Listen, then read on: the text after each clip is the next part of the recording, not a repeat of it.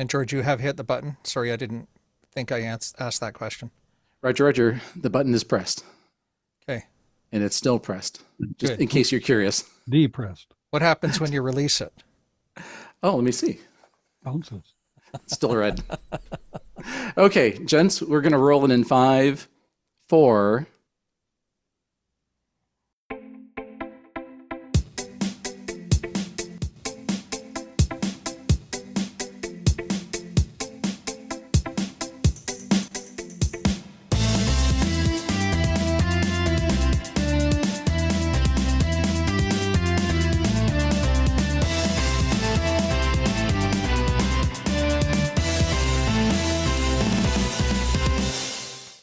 Welcome to the Ham Radio Workbench Podcast, your biweekly deep dive on technical topics of interest to the radio amateur. If this is your first time, we're really happy you're here. If it's not your first time, we're still happy you're here. We have over 250 episodes in our catalog. You can check them all out on our website or on your favorite podcast player. Our website is hamradioworkbench.com. You can also follow us on Facebook. The group is Ham Radio Workbench, or you can come over to our Discord and get the Never Expires link from our website. And on Discord, we have multiple channels there where we talk about everything from what's on your workbench to technical topics and unrelated amateur radio trivia. So come on over there and check it out. You can also talk with us live and direct on the Brandmeister DMR Talk Group 31075 and our All-Star Node 55915. Today, we have a special guest, and that's Paul Wesling KM6LH. And Paul is going to talk with us about the origins of Silicon Valley. And there's certainly a lot of crossover with amateur radio and technologists in Silicon Valley as they invented the whole technical industry here in the Northern California. And a little bit about Paul's background. He received his BS in electrical engineering and his master's in material science from Stanford. And as a family that was mostly going to the UC system, we won't hold that against him. Just bear that in mind. Go Bears. And he worked for several computer companies, Amdahl, Tandem Computer, Hewlett Packard, etc., and he retired from HP back in 2001. Then he served for 10 years as the communications director for the IEEE's San Francisco Bay Area Council, and he's been an observer of Silicon Valley for decades as an engineer, an executive, a resident, and an educator. And we're really lucky to have Paul joining us to talk all about technology and the culture in Silicon Valley. So, Paul, thank you so very much for being here. A pleasure to be here. Nice to join you, fellows. Well, you'll have a pretty good sized audience to hear this fascinating talk. And so the way we're going to do this is normally Paul presents this as a slide presentation. So we're doing this by video, and also we'll be publishing all the slides. So you can follow along either just on the audio podcast, or you can go to YouTube and check out the video, or you can take a look at the slides. And you can download the slides and follow along with the audio then. So the whole multimedia experience. Mm-hmm. Back in the 90s. Exactly. So with us today, we also have Mark N6MTS. Hello, Mark. Hello. How y'all doing? We all good. How you all? Hanging in there, man. I'll talk more about it in the workbench section, but I have been running like a headless chicken at work. So in good ways, but it has been very busy. Yeah, it certainly seems like that. I think it's been busy for all of us, but I know you in particular, you've been doing like 3 things at once for the last couple of weeks. Yeah. So, and hopefully that will settle down as you go off to a trade show here shortly. Yeah, because that makes things less hectic. Exactly. Yeah. Okay. And also we have Vince VE6LK. Hello, Vince. Good after evening, noon. How are things in Alberta? I'm good. I am, unlike Mark, not doing a barnyard animal impression, missing my upper appendage, thankfully. Wait, I'm sorry, what? I have to decode that. Could you be more I'm not running simple? around like a headless chicken. Okay. Thank you. There we go. Headless chicken. Oh, the other option is busier than a one-legged man in an ass-kicking contest.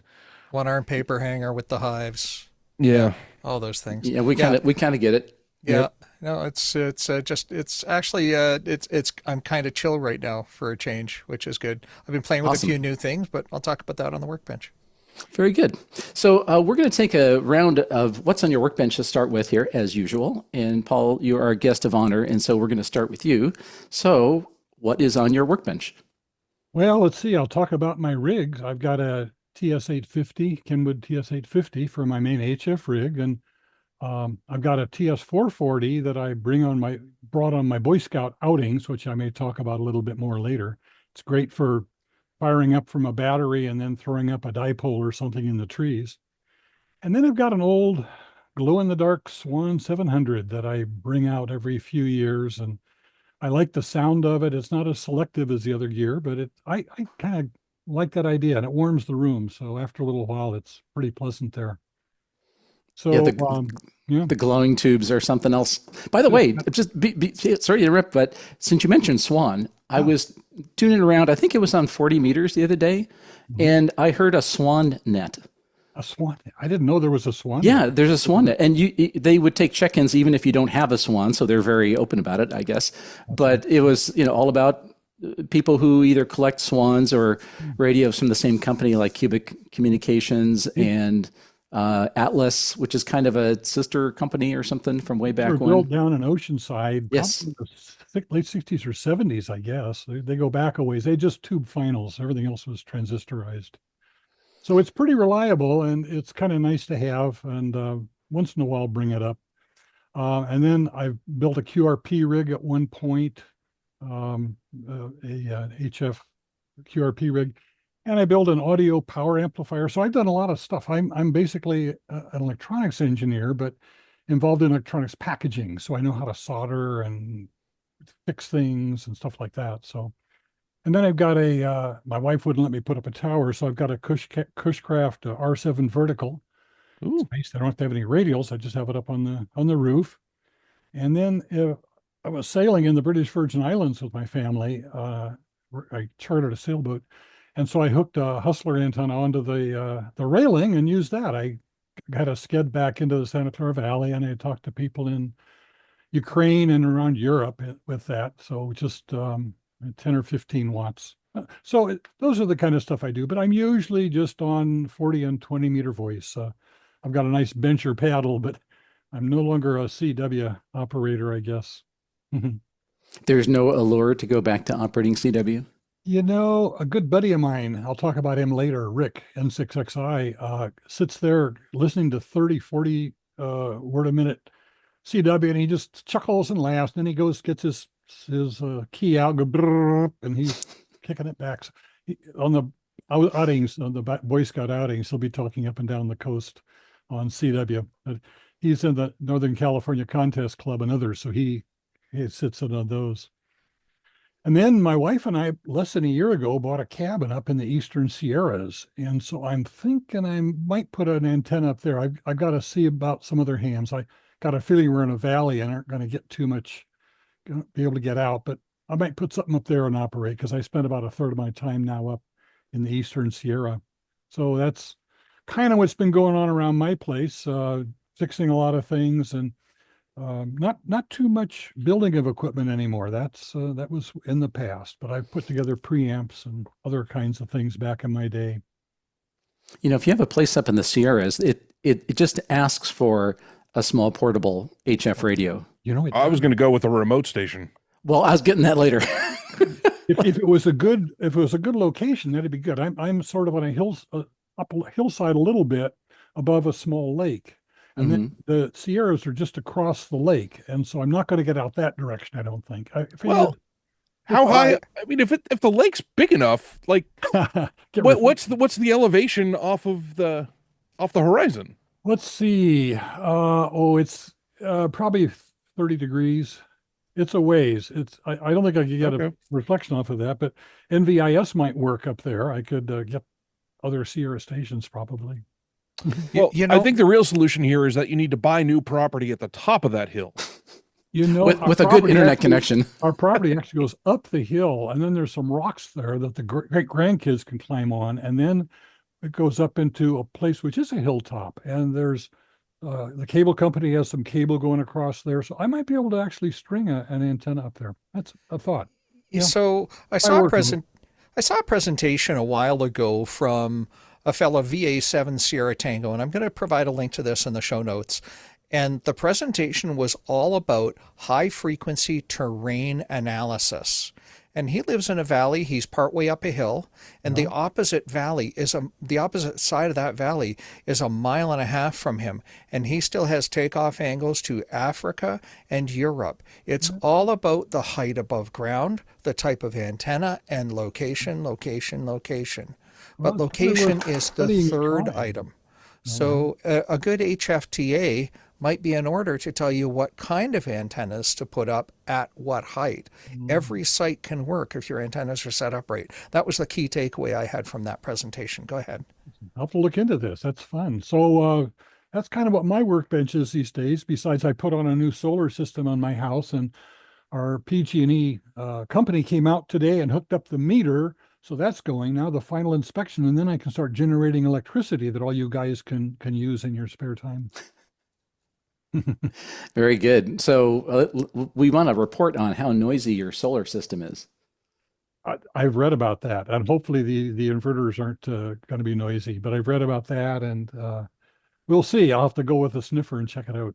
Yeah, well, hopefully you won't need a sniffer. Well, you know, if you just turn on your Kenwood and just listen on 20, hopefully you won't hear it. Oh, fingers crossed. Very good. So Vince, how about you? What's on the workbench? I have been, computer heck has continued. You may recall that from our last episode. I had gone through a number of backup restore, scratch restores on my Mac, trying to troubleshoot a problem with it. And my machine has been stable ever since, which is good. And so that's nice. A couple of you have picked up on the fact that I'm using a new microphone. Yes, I am. Sure, SM7B from the estate of my friend Jim KM6LH. And part of that was getting that microphone interfaced into my Mac. And that was part of the whole bigger picture of why is my stuff not working properly? So I'm glad to say it's been stable. But what I landed up doing this week was I pulled my old 6-core i7 Mac Mini, 32 gig of RAM. I pulled it out of the box I'd put it in to eventually put it up for sale. And I've decided that I want to try and run Windows under Boot Camp with it to see if I can't continue doing some hardware testing for a couple of other folks to see how their products are performing in the real world. So it's I've never done Boot Camp before. I'm no stranger to partitioning a hard disk, I'm sorry to say. Partitioning a hard drive goes back more than a few decades. So that's kept me quite busy working on the table here with that. And with that, now having 2 Mac Minis out on this desk, I cleaned up my desk a little bit. I changed out some speakers because my old speakers had died on me, and I've landed up with a set of 3.5-inch powered studio monitors. I wouldn't call them supersonically accurate, but they're a heck of a lot nicer than any powered computer speakers I've ever had on my desk. So that's been not fun. A high bar.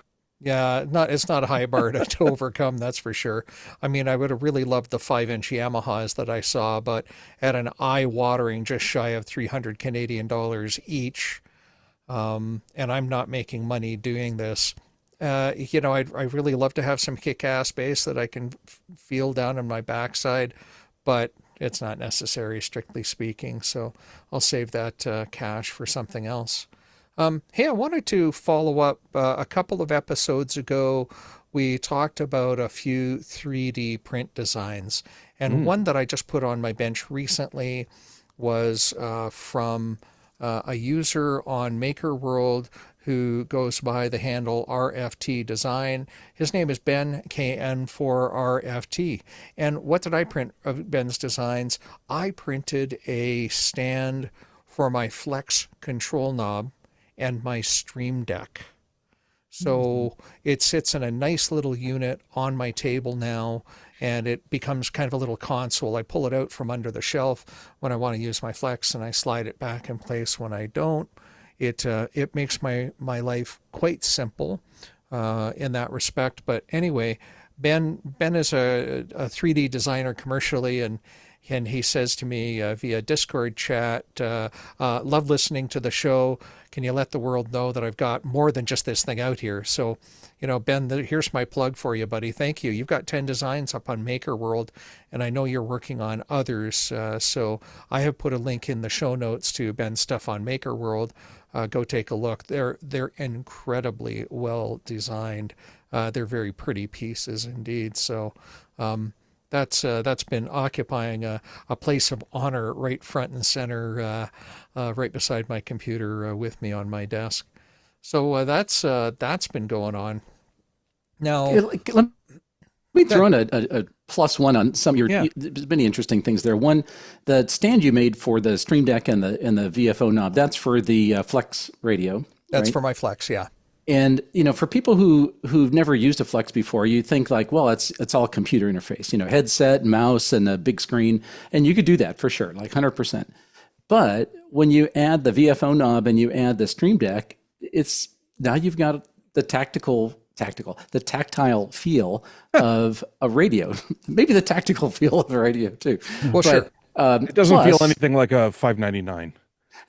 Never mind. Sorry. I'm making a tactical joke. Never mind. Ignore it. Oh, sorry. But the point is, like, now you got buttons you can press and knobs you can turn for volume or for VFO or however you want to set it up. Bingo. And you can customize the buttons. So, like most radios, like a big radio has dozens and dozens and dozens of buttons, and you use 4 of them. And you could choose which 4 you want, or which 24 or 54, however many you want to program on your Stream Deck. Right. So if you like to customize things and kind of dial it in for what you do, it's really kind of nice. And the way you did your stand with the VFO knob kind of on the bottom and the buttons just above it, it's very ergonomically nice. Yeah, Ben's stand has got the ergonomics absolutely nailed. But let me show you what my Stream Deck looks like. There's a video episode, so I can do this. Yeah. And so I have a 3x5 button Stream Deck. It's a Mark 1 or a Mark 2. I can't remember. I have one of each on my desk. I don't have the new fancy MIDI Stream Deck. So what I've done is in the lower left corner, this is the main screen. I have a button that will launch Smart SDR, and then I simply have these buttons which carry over to most screens. CW, the mode selection buttons, they're in the same row, in the same position, because I'm really big on trying to have a consistent user interface. And you'll notice, for those of you watching on video, there's a consistent use of color throughout these buttons. So each one of these icons I created by hand using the Stream Deck icon creator. From there, I have an antenna selector page that I can go to. There's the band selector page. Okay, well, we'll go with that one. So you may have noticed from the front page, there is a blue button that said select the band. So as I come to this page, I can select 10 bands with the push of a button. So now this is minimizing the amount of time that I've got to use to drive a mouse when I'm running Smart SDR. It gives me more of that radio-like experience.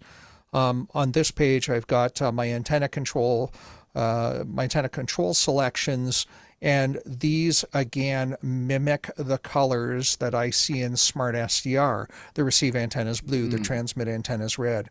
And you'll notice that for those of you with a really fine eye, you'll see that the PTT button is a very bright red, but the transmit antenna button is muted by comparison.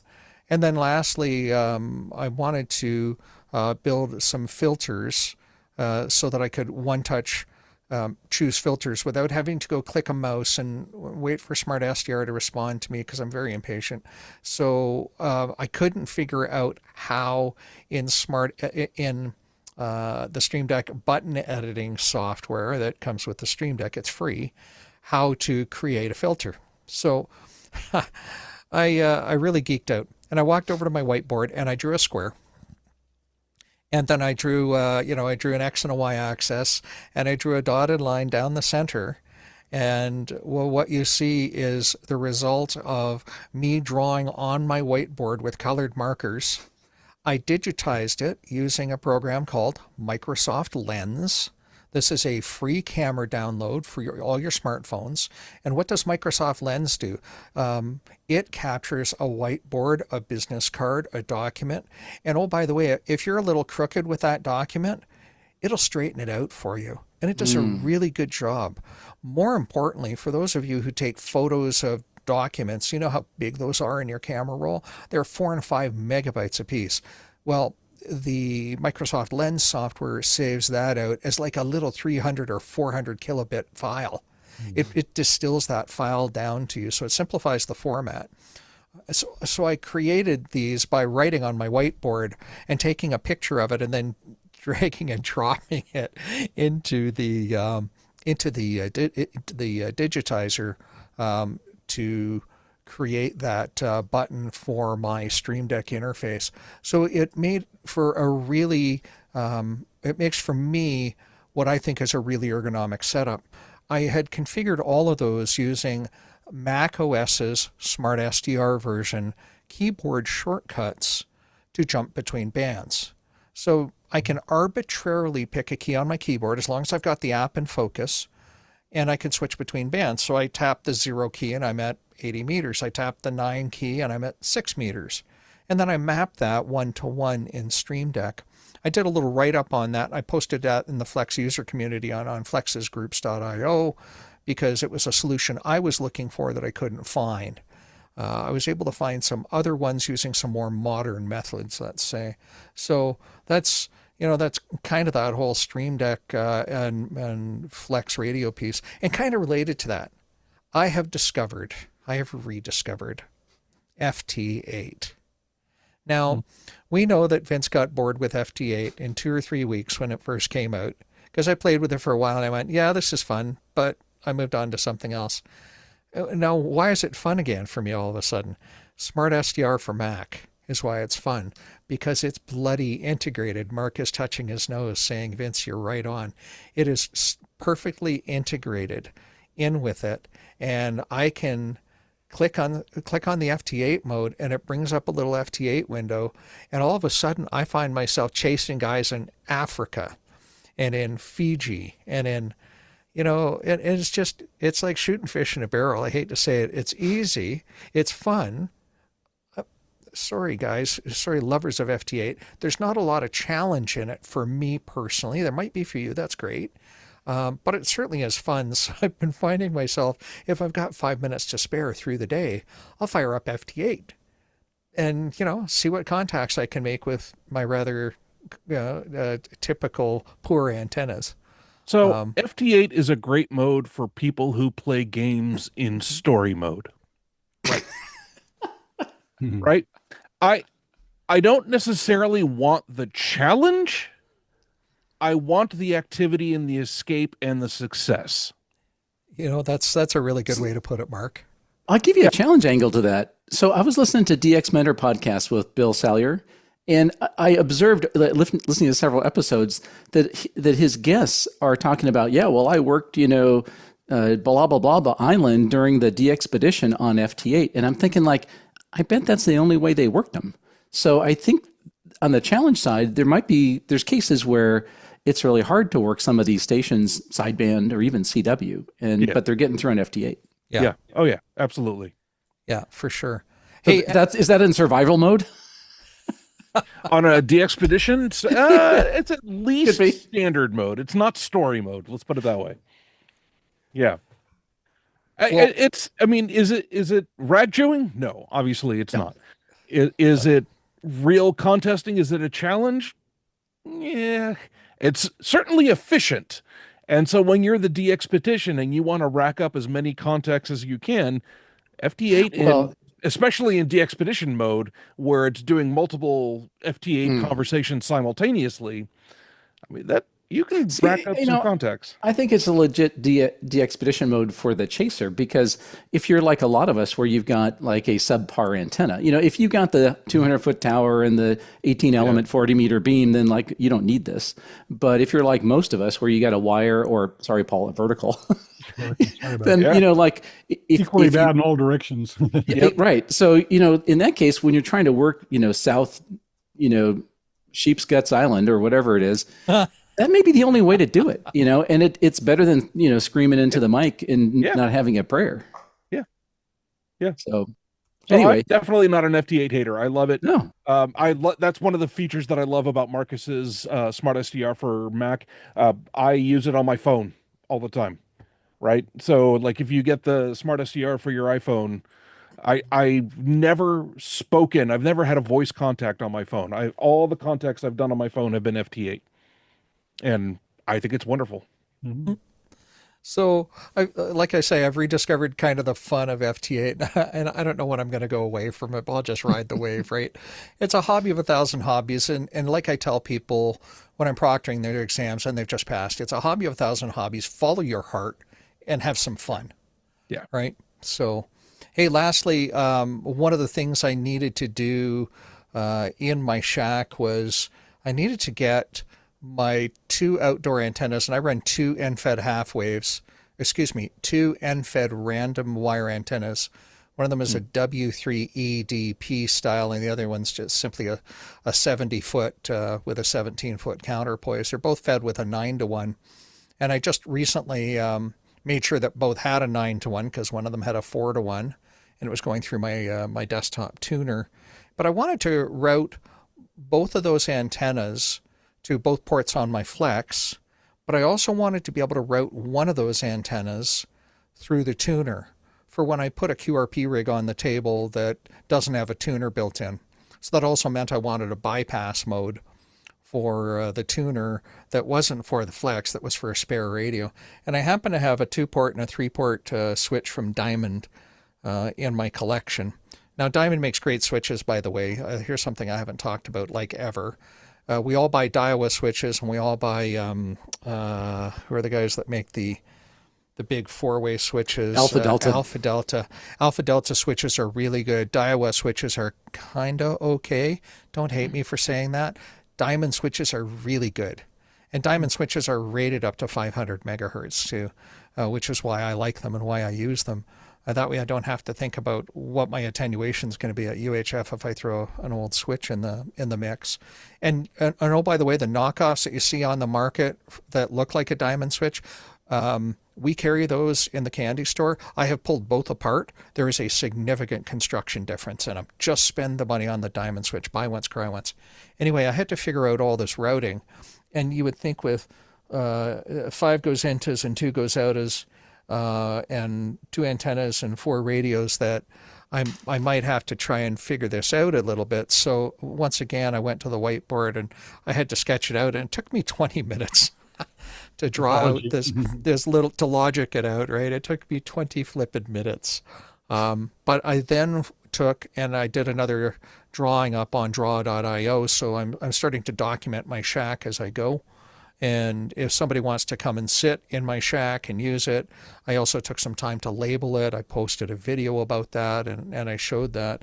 But it's neat and tidy on my desk, and it doesn't look like a rat's nest of wires. At least that part of my desk doesn't look like a rat's nest of wires anymore.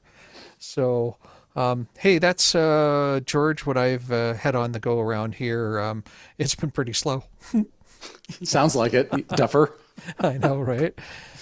I have one last Stream Deck thing to beat on, by the way. Yeah, do it. And that's for a completely different kind of radio. So like the Flex has the API and the thing talks to the API, and that's awesome. But I use the Stream Deck also for a Yaesu FT891. The FT891 is a very nice radio, but it's a mobile radio, and so there's not a lot of buttons. And if you want to do anything, it's like 5 menu clicks. I want to click the menu, rotate the knob, press the button, it's like 6 things when you just want to like change the output power or something simple. And so I took a Stream Deck and wrote a little Windows program and took a bunch of functions like you had: change the band, change the bandwidth, change the power output, change the CW key or speed, and just put them on buttons on the Stream Deck and had it send it through a serial port to the radio. Right. And that works great because like if you use that radio all the time, you can memorize where the 5 things are. But if you use it once every few months, maybe, it's really hard to remember, like, where was the HF output power menu? It's one of 100, and it's really a pain. So that Stream Deck really comes in handy for stuff like that. Yeah.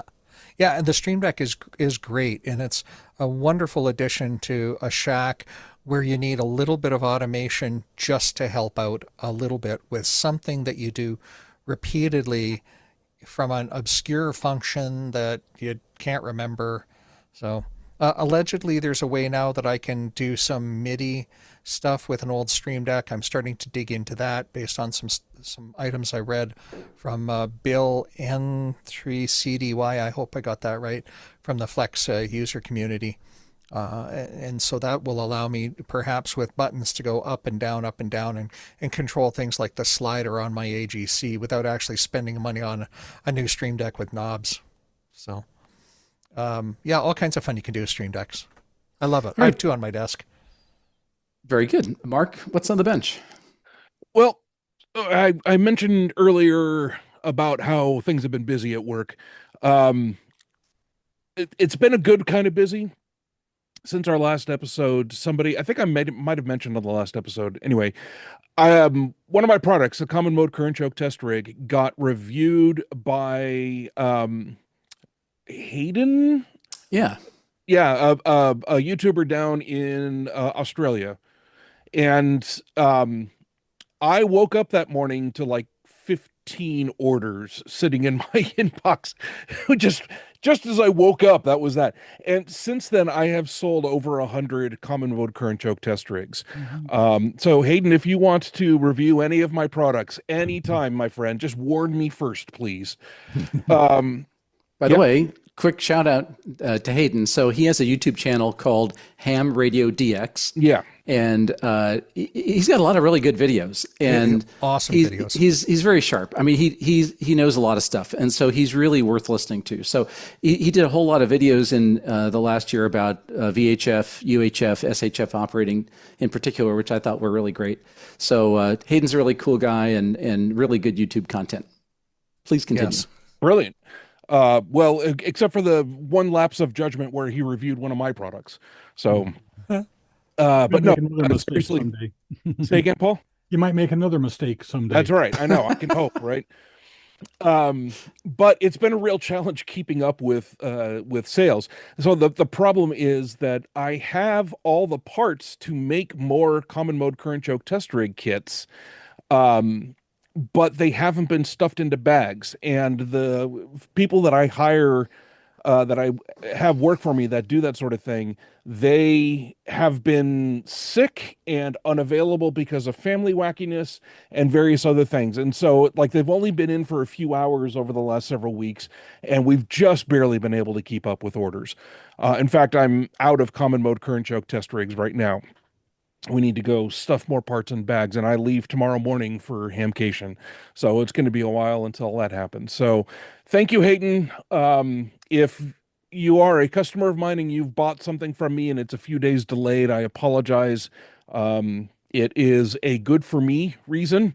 I know that doesn't make you feel any better about your stuff, but yeah, so that's been good. Last weekend, I went on a business trip for a contract gig I do. And I spent the night in Somis, California, if you know where that is. I don't expect anyone to. It is probably about 10 or 15 miles east of Camarillo. Yeah. Oh, near Ventura in that area. Yeah, down in Ventura County. Mm-hmm. And so I ended up spending the night in Camarillo, in a hotel in Camarillo. And at the last minute, I grabbed my QMX bag and brought it with me. And I also had my MCHF bag. And so I brought them both with me, and I brought them into the hotel room. And I decided rather than sit here and watch TV all night or YouTube or whatever, I was going to try operating from the hotel room. And so I posted a video of this on Discord in the remote ops channel, I think. But it's a video showing how I've got my Pactena NFED half wave clipped to the little lock on the door thing, and the wire strung across my hotel room, like all the way diagonally across the hotel room. And you know, it would droop in the middle, so I like put a chair on top of the table and dragged the wire over the chair. 110% Rube Goldberg antenna installed. Yes. Good job, Mark. I'm very proud of you. It was straight up compromise antenna. But I was hearing stations really nicely. And I had not before this actually gotten my QMX set up and working, or I'd never used it before, let's put it that way. And so I was having to install WSJTX on my new laptop and various other things. And by the time I got that whole setup working again, the bands had died.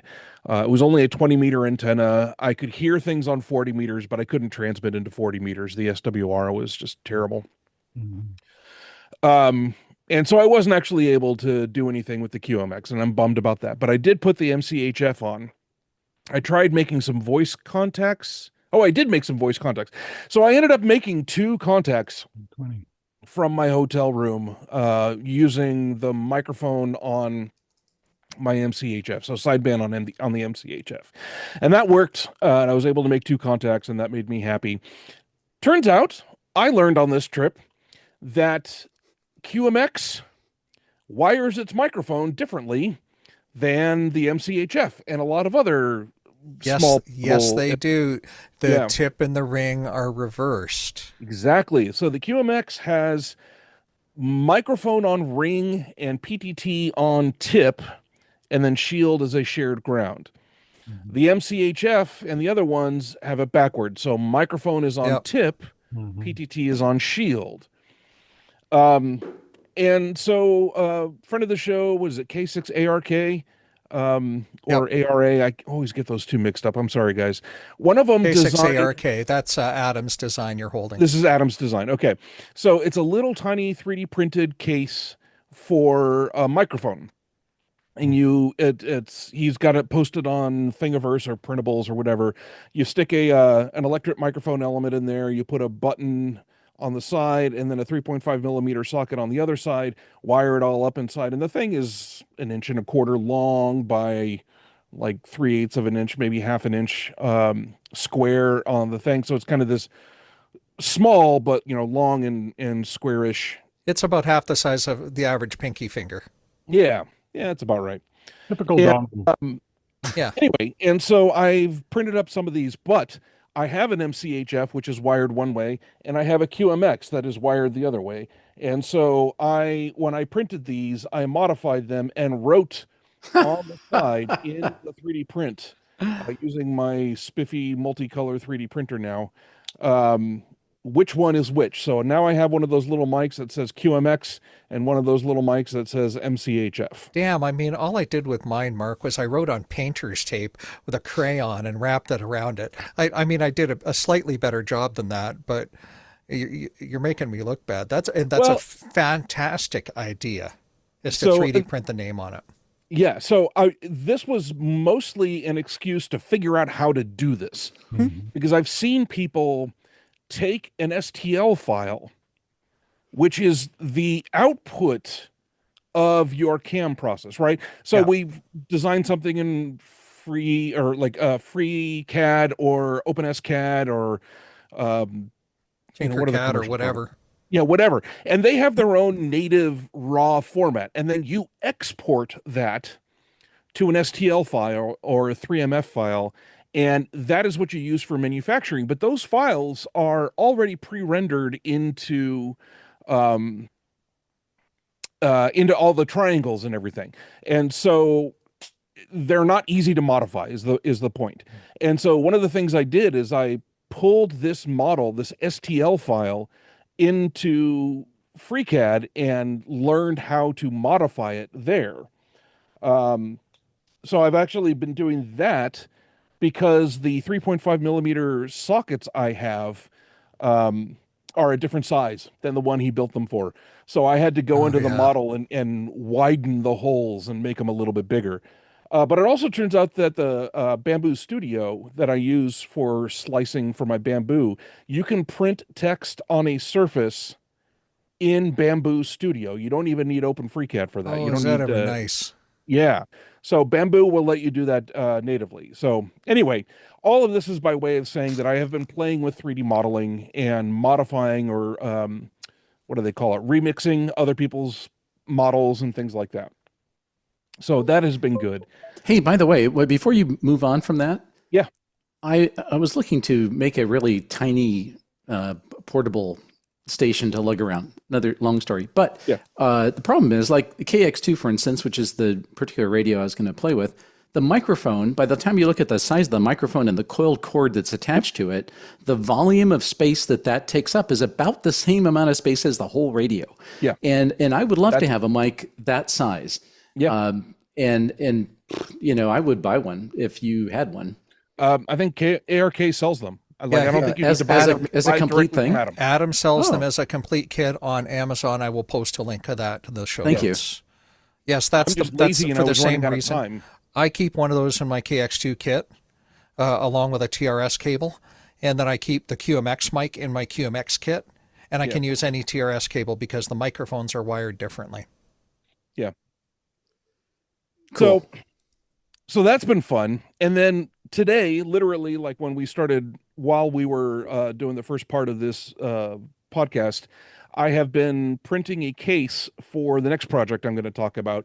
But yeah, so Vince, you were literally talking about doing 3D modeling while I was 3D modeling. So that was kind of fun. What a coincidence. Yeah. All right. So move on to that thing that I'm talking about. I'm ready to head off to Hamcation, where I will be demoing all of my open headset interconnect stuff. And for the last couple of years, I've been demoing open OHIS stuff, and I needed a radio for the radio side, even though the radio itself is not what I am showing off. And really the only small and portable radio that I've had in the past was my MCHF. And so I would lug my MCHF around with me all over the place, and it takes up space in the cases and everything else. Anyway, I wanted something that would act like a radio that people could listen to through the open headset interconnect standard stuff, and pretend like they were on a radio and push to talk and have the audio pause and all of that fun stuff, but not actually be a radio, something that would not, accidentally transmit into a dead open antenna, like if the dummy load fell off or I forgot to bring the dummy load or whatever. And so what I did is I had an extra Teensy 3.5 laying around, which is a microcontroller that has an SD card slot in it. And so I went to my Flex and I recorded about 10 minutes of a voice QSO, about 10 minutes of a CW QSO, or probably calling CQ, I have no idea what they were saying, and 10 minutes of noise. Just straight background noise. And I put all three of those WAV files on this SD card into my Teensy, and then made just a proto board, right? This is not a laid out circuit board or anything. This is just a proto board that I've run connections to, from pins to capacitors to connectors and blah, blah, blah. And so this has a line out that I will run into my, the Radio Pro, and it will act like a radio receiver. And then it has a PTT in that I will also run from the Radio Pro, so that when the user who is using my OHIS stuff hits their PTT, my fake radio pauses the audio. And so it makes it feel like you're hitting PTT and you're transmitting, but you're not actually transmitting and whatever else. So this is kind of the, fake radio, if you will. And then because I was there and I had all the space on the proto board, I added 3 buttons on here. Each of the buttons right now, with the firmware that's on there, you select which of the audios you're listening to by those 3 buttons, whether you're listening to the sideband, the CW, or the noise. I also have a encoder wheel up here on the top that is programmed to adjust the volume in and out. And because I had it, I added this little 128 by 32 pixel OLED screen. It's, half an inch tall by like an inch wide. They're tiny little screen, but it was easy to add. I had the space on the board, so I added it. And so I just hacked together this little quote unquote radio that I'm going to be using for shows, and I'm excited by it. And I want it right now. It's just an empty circuit board, or not empty, but it's a naked circuit board without any protection on it. Oh, I also put a 12 volt to 5 volt switching power supply on the bottom of it, so that you can run it off the same Anderson power pole that everything else in that setup runs off of. So it runs off of Anderson. The whole thing is standalone, and I am just ridiculously pleased with how this came out. It's like a 3-track MP3 player. Yes. You know, You can add as many tracks on it as you want because yeah, the but the way SD it's card is configured. much bigger than the 3 files I have on there. Sure, Just no, need that's more switches. yeah, it's a brilliant solution. It just needs a VFO knob, a little kickstand so that it stands up. Sort of. Anyway, I'll stop now. We'll get right on that. Yeah, I'm sure you will. I because- do have a feature creep suggestion. Oh man, Seriously. seriously? Okay, go Yeah, ahead. seriously. Add a feature so it does tone generation, test tone generation. So you can have it generate, some frequency and then some amplitude. So why? So let me give you an example. So I'm testing my club's Motorola Quantar repeater, and I need to generate some audio to go into the modulator, right? And so, of course, I have signal generators, so I have no problem doing that. But it would have been nice to also have like voice. So it'd be kind of cool to have, voice to just listen to what does this sound like? Yeah. So if I had that thing and it could also generate some tones, actually, it'd be like a whole little radio interface emulator to drive the transmitter for testing purposes. The only limitations I have here is that this thing is generating line level, not microphone level, but a resistor divider will fix that. But yeah, that's about it. Actually, that would just work. a thought. This is not a product. Hey, if you can add a transmitter to it, buddy. This is not a product. I will not be selling this. I have made one of these that I will be using for my demonstrations. I think that's Mark. So, all kidding aside, that's a really smart move, so that your MCHF radio doesn't have somebody transmitting into a dummy load that's far too small for the proper rating of the radio. I'm not kidding. I'm not. Anyway, we'll talk. Yeah. I have a whole nother application for that. Okay, so we need 500 hertz, 1,000 hertz, 2,000 hertz, and then we need standard two-tone. And we need two-tone DTMF. Yeah. And we need to have the output calibrated to proper line level so that when you rotate the rotary encoder, you can say, oh, I want line level. I want 12 dB down from line level. Yep. Yeah. Sure. We'll get right on that. Yeah, thanks. And as we were discussing before the show, there are probably some other tones I'll add into that while I'm at it. Yeah, just for fun. 2600, some blue tones, some red tones. While we're at it, we can do that sort of thing.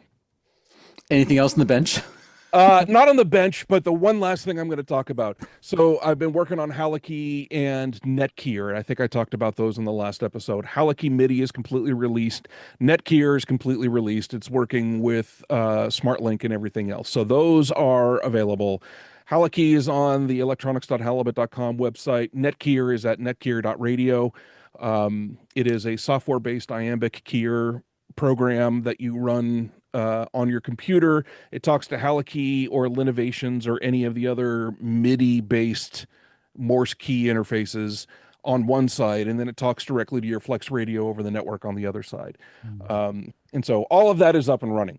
However, after I launched Haliki and started shipping them off to customers, I started getting emails from customers saying, hey, the Haliki isn't being detected by my computer. Well, what kind of computer do you have? An M4 Mac. Okay, interesting. That's recent. It shouldn't be, a problem. Next email, an M4 Mac. Another email, an M4 Mac. Another email, my iPad Pro, which is running on an M4.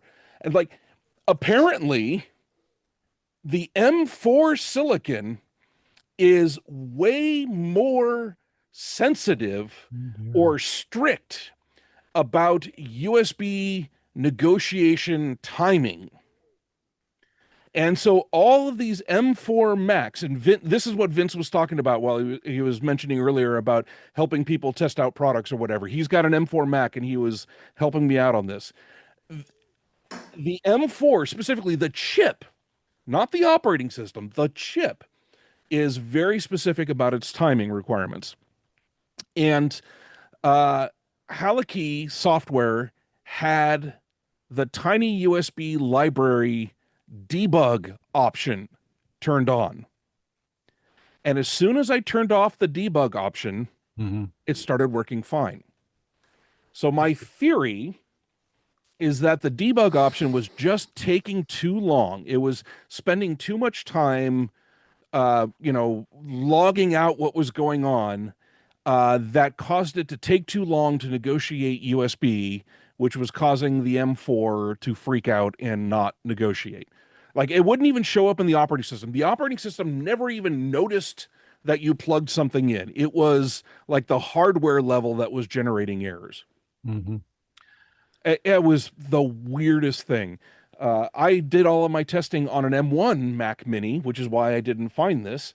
And it wasn't until I started getting emails from customers that they were having these problems. So I now have a Mac 4 Mac Mini, or an M4 Mac Mini. Thank you very much for the upgrade. And that was money I didn't want to spend, but here we are. Yeah. So anyway, that was just, it was one of those bugs that you just scratch your head at and go, what in the hell? I'm glad. Thank goodness for that. I mean, that's a bug like, your repeater's off the air and you go up there and it's a power supply fuse. It's like, oh, thank God. A lot of people are like, it's only a fuse. I came all the way up here. No, I'm very grateful. It was the stupid debug was turned on. I mean, that's a great that's an easy problem to solve. Exactly. Especially since I wasn't even using the debug information coming out of it. So anyway, that's it. That's what's been on my workbench for weeks. George, what's on your workbench? Oh, I got a few things. The first thing is not exactly on the workbench, and that is operating SOTA. So my friend Dan N7CQR, who is my CW POTA sensei, pinged me and said, we're going to go do POTA this week. Like, okay. So we went, we're going, and we're basically, it's like an intervention. He's like, I'm taking you to go do a KH1 QRP event. Okay, fine. So we go to a place called Mount Sylvania, which is here in Portland. And it's a SOTA site kind of in the city, but it is a little hill. So we get there, and now as backdrop, I bought my KH1 over a year ago. And I think I've managed to make exactly 0 contacts with it, or pretty close to 0. So it's been kind of a white elephant up to this point, and I'm not really happy with it. So Dan's like, I'm going to teach you, son. And so we go to this place, we bring our lawn chairs, we set up. I pull out the KH1, I screw on the little 4-foot antenna, and I throw the 10 feet of wire on the ground, and then Dan says, I'm going to spot you. And so he spots me on the SOTA spotting, whatever it is. I saw your spot. I couldn't hear you. And so I get on there and I'm calling CQ and people are coming back to me. Now, granted, I'm getting terrible signal reports like 335 or whatever. I mean, like I've never had such bad signal reports, but they're coming back and I'm logging them. And so I managed to make 8 contacts in that little 1 hour outing. Woo. And so that brings my cost per QSO down to about $125 a QSO.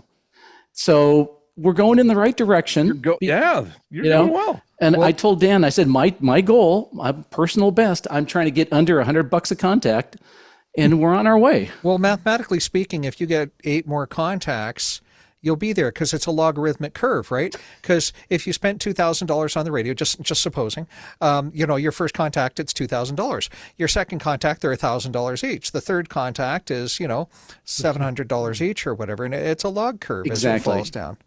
That's right. Bad news, it's geometric, not log, but well. Yeah, and as soon as I get below $100 a contact, I will feel like I've arrived. So the big takeaway from this is that I don't have the patience for this. So I needed somebody to guilt me into doing it, and so I'm very grateful. Thank you, Dan. I'm very grateful for Dan for just we appreciate you, Dan. We're going to drag you to somewhere and make you make contacts and prove that it's not a dud, and he was successful in that. So I'm very sincerely grateful for that, and it was really fun. But the other big takeaway was you cannot go to the park and call CQ with this thing. You have to spot yourself. And then people have to come hunt you down, and then you'll make contacts. So that was great. Weak signal QRP is all about that. Let somebody know you're there. Boy, that is 90% of it, Vince. I tell you, that was so important. And consider that, many of us here at home, as I'm discovering now that I've got a radio that tells me these things, the 6600, my noise floor at home is minus 110, minus 115. It's insanely high. Somebody transmitting at a watt, coming into me at neg 140 hasn't got a fart's chance in a snowstorm of being heard. right? Yep. So This is, quite I got possibly us one of hold the side most Canadian things I've ever heard from you. there you go. Okay. Go on. So let's see. A couple other quick things. I'm continuing to tinker with this Quantar repeater that's going on the air. Should have been installed already. I've been dragging my feet because the audio wasn't really sounding as good as I wanted it to, and so I had to pump up the audio, and I couldn't get enough audio into the modulator in the repeater, so I had to build a little audio buffer, and so that's installed, and now I have plenty of audio. So that problem solved. I think we're pretty close to getting ready to install the repeater. So hopefully that'll be on the air in the next couple weeks. So that's cool. Looking forward to that. And that'll be on All-Star. So it's going to be node 6713333 once we get it on the air. And I'm sure we'll hub on our 55915 hub frequently. So there's that project, which is kind of well on its way. Last couple things. I've got a new station controller control module that I built to work with DX Engineering antenna control relays. And this thing is, it's like any of the other control modules. It's got a microcontroller and a bunch of chips and this and that and relays and whatnot. And so the way I did it was I designed it. I made 5 just to test them, and the prototypes worked okay. And then I go to make a batch for inventory to ship to DX Engineering. And so when you go to make a batch, you basically pay them a lot of money to make a lot of modules, right? So you can't make 5 more because you can't make money doing that. You got to make like a lot. So whenever you do that, and then you get the batch back from the manufacturer, the big boxes show up with a bunch of boards in it, powering it up and testing it, the pucker factor goes up about 15 dB when you're testing the first one, because you're thinking this is only going to go one of 2 ways. Either it's going to work out of the box or it's not. And if it's not, all that money I just spent to get this, big box full of boards is going to be trash. So thank goodness everything worked. So I, stand down. So that was great. So now I need to box them up and get them ready, and they'll be at DXE probably in the next month or so. So that was cool. I'm glad that those all worked. And then the other, I am well versed with that pucker. You certainly are. It is less than pleasant. No, but when the thing works, it's like, woohoo, big high five. Yeah. The other thing that's pretty exciting is we're also rolling out our software product called HRWB. And so I talked about it before. Long story short, HRWB lets you share your radio amongst multiple users, not simultaneously, but when you think about setting up your radio for remote operation. So Paul, someday when you build the little up in June Lake cabin above June Lake, and you want to let your friends use your radio remotely, normally you can just access the radio over the internet and control it. It's fine. The problem is when you want to share it with your favorite 5 friends, then it becomes a bit more of a hassle because you have login credentials, and everybody's got the same login credentials, and I want to disable some feature because there's no antenna on that port, so I don't want a lot of people to use it, all that kind of stuff. So we basically wrote a software as a service product that runs on a server that talks to your radio that helps you control all this stuff. So anyway, we started beta this last week. We've got like 20 people signed up, 25 people signed up on the beta. And Vince is one of our beta testers, and he's been prolific in his feedback. So I'm grateful for that. And so far, so good. And, there have been some issues with, this version of a web client didn't work with some SSL cert, blah, blah. I mean, there's stuff to be figured out. But for the most part, it seems to be working. So beta's going pretty well so far. And the goal is to have it completely out of beta and in production before Hamvention. So that's what's happening there. And there'll be some more info on that coming out. I'm going to do some podcast and YouTube interviews about it. I did one with Kyle, AA0Z, in the last couple of weeks, so you can see that on YouTube. I'll be doing an interview with Bill Salyer from the DX Mentor podcast coming up. So looking forward to that. And it's very cool. I'm pretty jazzed about it. That's awesome. So, and then the last little thing, so going from the it's working now to maybe someday, the last little project is we're doing some work on a new generation repeater control system. And the real brains of the outfit is a fellow named John, KJ6K, who I've worked with for the last 20 years on repeater control systems. And John is really brilliant, and he's really good at stuff. And so we decided that we couldn't make the same repeater controller we've been making for quite a while because the parts are getting too expensive and the assembly is just too expensive. And so we had to take a pretty radical departure from that. And so what we decided to do was to make everything digital signal processing based. So the old controller, every port for every repeater or link or whatever, it's a multi-port controller, every port had dedicated electronics to each function. So if you do DTMF decoder, you had a DTMF decoder chip. PL decoding was a PL decoder chip. The audio emphasis, de-emphasis, all that was a bunch of op amps. The PL filter was a bunch of op amps and filtering. And so everything was like fixed purpose hardware because that's kind of the way you do it 20 years ago. And so this design is radically different. It replaces all that stuff with a microcontroller, an ADC, and a DAC. So the audio comes in, gets digitized, it goes through a microcontroller and gets spit out as analog audio back to the transmitter.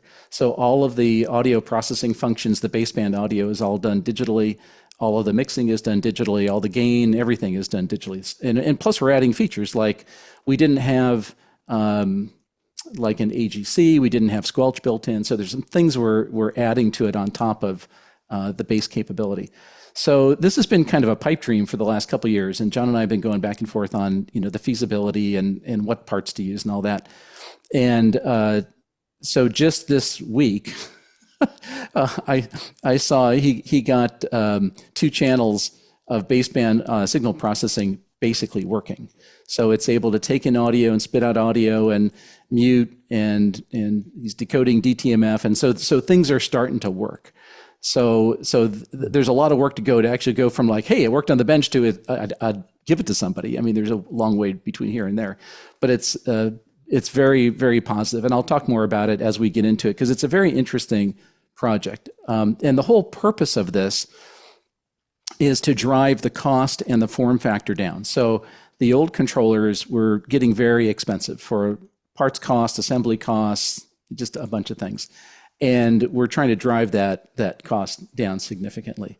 The other thing that was sort of interesting and well worth talking about in another episode is the main control processor that has the kind of business logic about how the repeater controller works is about 20,000+ lines of C code running on an 8-bit microcontroller. Needless to say, we're kind of at the memory limit, which is another issue. But why are you still on are you on PIC still? Yeah, well, I mean, the original, the current generation 1, 2, 3, we're all using the same PIC 18F. Oh, the early generation. You're not talking about the current. No. The new one's a 32-bit, 240 megahertz. Got it. Dual core. I mean, it's blazing. So the problem is you can't just take the C PIC code and just compile it. Things got to change, different libraries and whatnot. So the original thought was, well, I guess we're just going to rewrite it.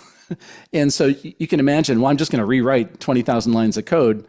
I don't know if we're going to make it long enough to actually see the end of that happen. So John was thinking about it, and he said, what we should do? We should just run this through Claude AI and have Claude do the port for us.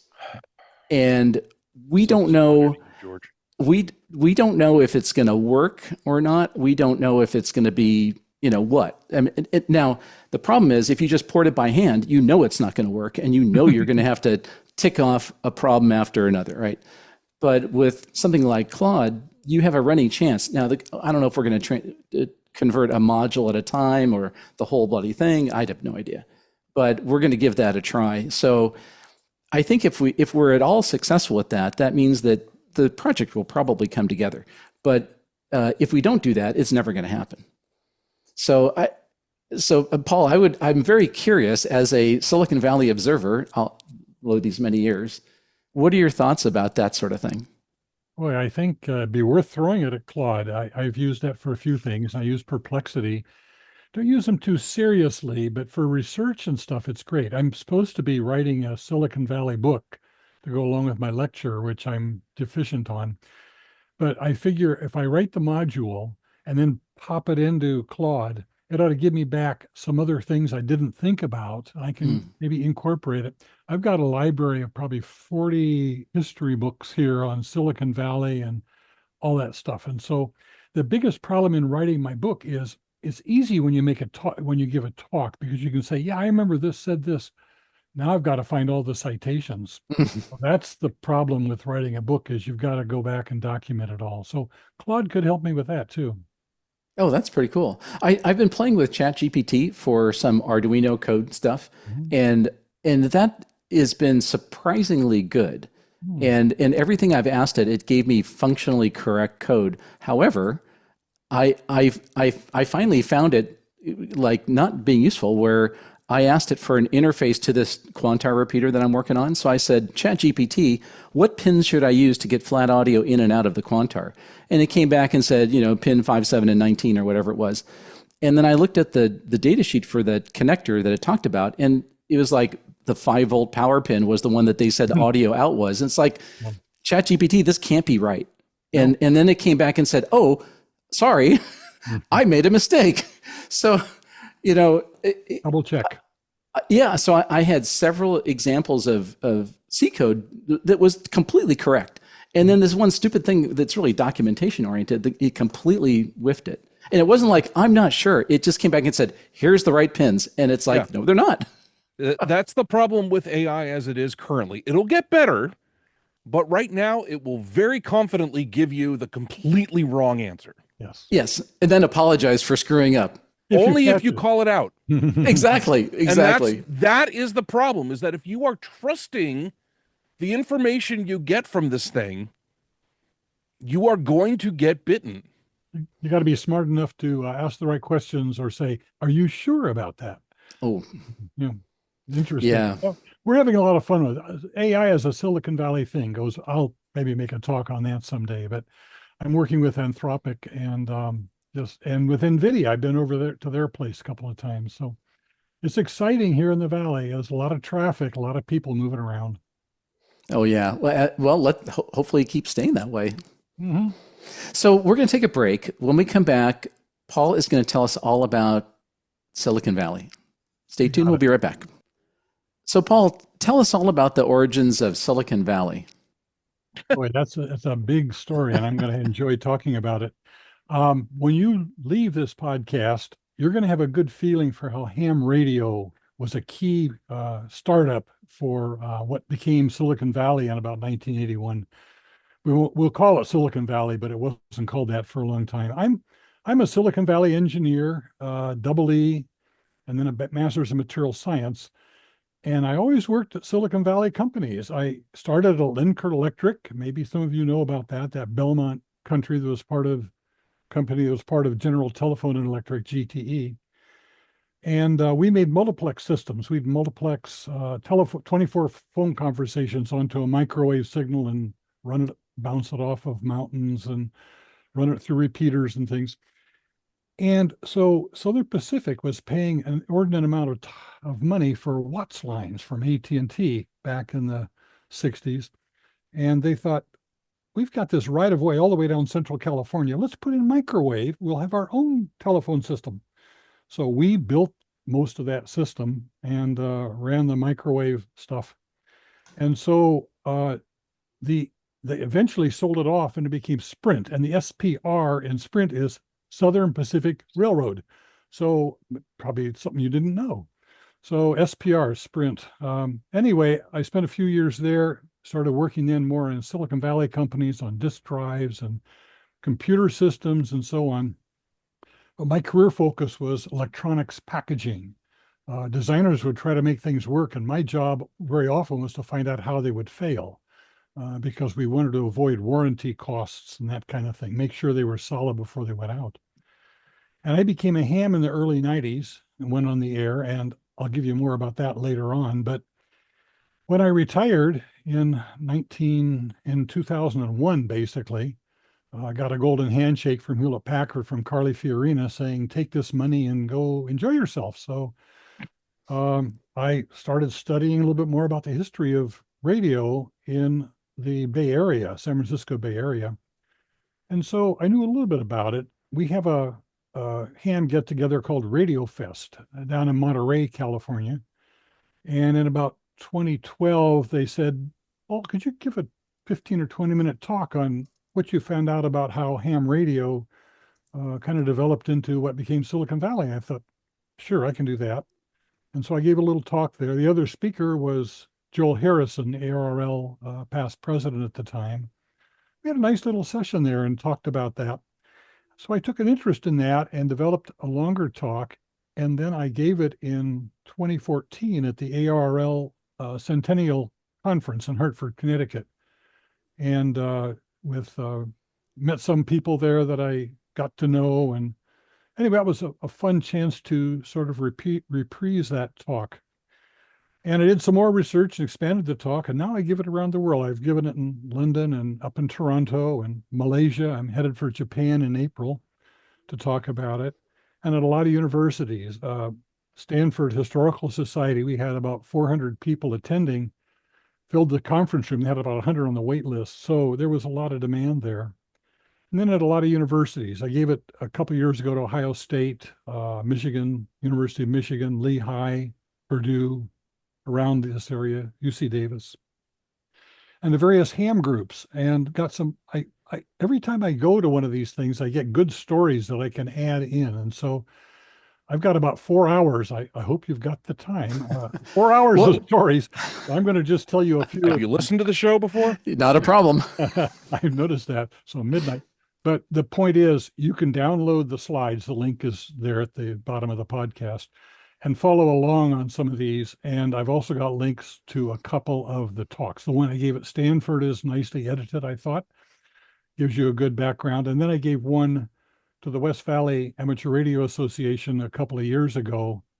Steve Wozniak came, and you can catch our banter back and forth. Woz and I have kind of been together on and off over the years. Then there's the California Historical Radio Society over in Alameda, which is a great resource. And I've given a talk there, and that's kind of a neat thing to go see if you live in the Bay Area. Go to Alameda and visit the museum that they have there. And then last fall, I published a 2-part article in CQ Ham Radio Magazine in Japan. And it talked about the history, pictures and so on. You can't read it because it's in Japanese. But I had my my grandson, who's taking Japanese, try to translate it, and he made a valiant effort. But I got help from a Japanese ham in writing that, so they got the history published there. So if Japanese is your first language, go to the CQ Ham Radio magazine for September and October, and you can read this in your own language. So anyway, I've used VHF on some of our caravans and Boy Scouts, and QRP on some of the outings and so on. A story, I used radio for a rescue on the top of Mount Whitney, actually. We were hit by basically a storm coming in off Mexico, with moisture coming in from Arizona up across the Owens Valley and up to Mount Whitney. And we were up on top of Mount Whitney, and I told my scouts, we've got to be done with our pictures by 10 o'clock because we know what's coming in. It's going to be lightning and thunder. So we got off and set up camp at a lower altitude. But that afternoon, about 3 o'clock or so, this guy comes running down the trail and tells us people have been hit by lightning on the top of Mount Whitney. And he's got 9 more miles to go down to Whitney Portal to get to a telephone. Well, I knew the group next to me had an aeronautical radio, so we got the aeronautical radio out and sent out extensive maydays on the frequency that the airlines monitor as they fly. They didn't respond to us, but they relayed our mayday to LAX, we called the Inyo County Forest Service. And so about 4:30, when the clouds started clearing, this helicopter, this little EMT helicopter flew by our camp. They took 3 people off that night. They brought a Chinook helicopter down from Sacramento and brought that up the next morning, and it blew some of the stuff off that we had drying around the camp, and took off another 8 people. So there were 12 people there. And so my wife heard this. It was on the national news. She said, well, this is the day Paul's supposed to be on the top of Whitney, but he wouldn't be up there in a lightning storm. So Not on purpose, anyway. we kept, as before we had weather reports and stuff. So we just had to go by what we could see, and we weren't on the mountain, but we were there at the right time to help out on the rescue. So that was kind of neat.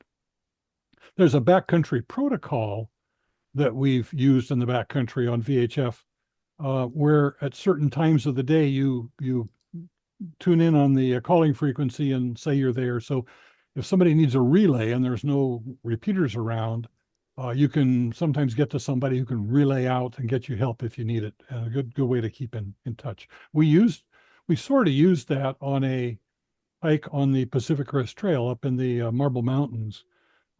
Every night, every evening, I would get up on a rock and check in the local repeater in Wairika there in Northern California.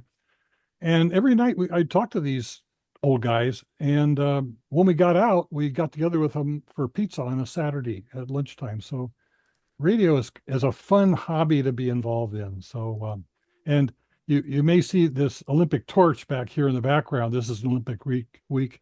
I was a torch carrier in the 1996 Atlanta Olympics here in San Jose. And so all of my Boy Scouts came out with whistles and blew them as I went running by with the torch lifted high in the air. So it was a fun thing to do. Anyway, the Bay Area, I'm going to explain how amateur radio and this ham radio culture and our hobby-based stuff turned into what we call Silicon Valley today. It was really what happened in those days. I'm going to just, for those of you who are watching, I'm going to give you a slide on this, but I'm going to talk about Steve Wozniak.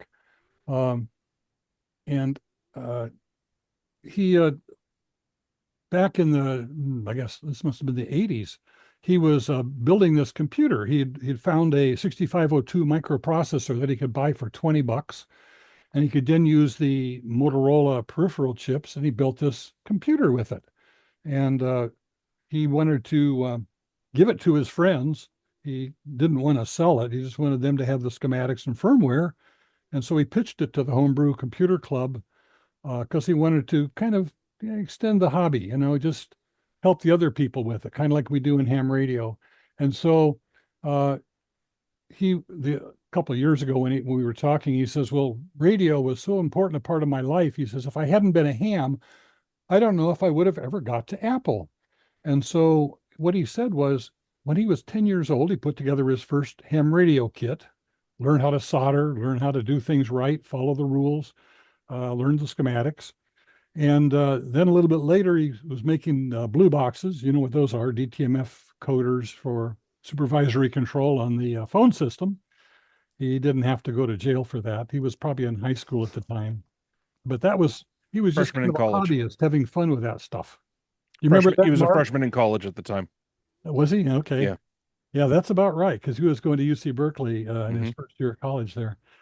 And anyway, during the 90s, we both served on committees in the Cupertino School District and got to know him a little bit there.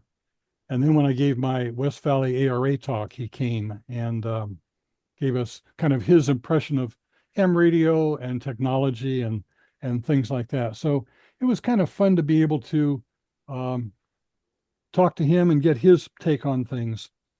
But his whole point was, for him, computer was like ham radio is to us. It's kind of a hobby thing. We share it. We're competitive. We want to make something really good. And then we want to show other people how we did it. That was kind of how it worked in the old days. And so now Apple is the largest capitalization in the world as a company, and probably only in Silicon Valley would something like that happen. We've got Google, started by a couple of grad students at Stanford, and Facebook, a Harvard dropout, started that in Palo Alto, and NVIDIA. These companies do very well here. So I'm going to give you a feeling for why that is, why they do well, and what's been going on that makes that a possibility. Let me just so I'm going to bring up a slide just to kind of show where we came from. The we started out with in Silicon Valley. It was called the Valley of Heart's Delight, and it was miles and miles of orchards and so on. And what we had here was, as an output, was fruit. We would have cherries and apricots and prunes and can those and ship them off. But Leland Stanford, who was governor and then senator, they called him senator, said, someday you will see Palo Alto blooming with nearly all the flowers of the earth and the fruit and shade trees of every zone. In the future, we shall can this fruit and send it all over the globe in exchange for wealth, which they did for a number of decades, maybe 50 years. And then technology replaced agriculture here in our valley. So that was kind of how it went with us here. We started out with agriculture and then went to technology. So I'm going to go back to the very early days. One of the first companies there was Federal Telegraph. And let me just bring that slide up for you.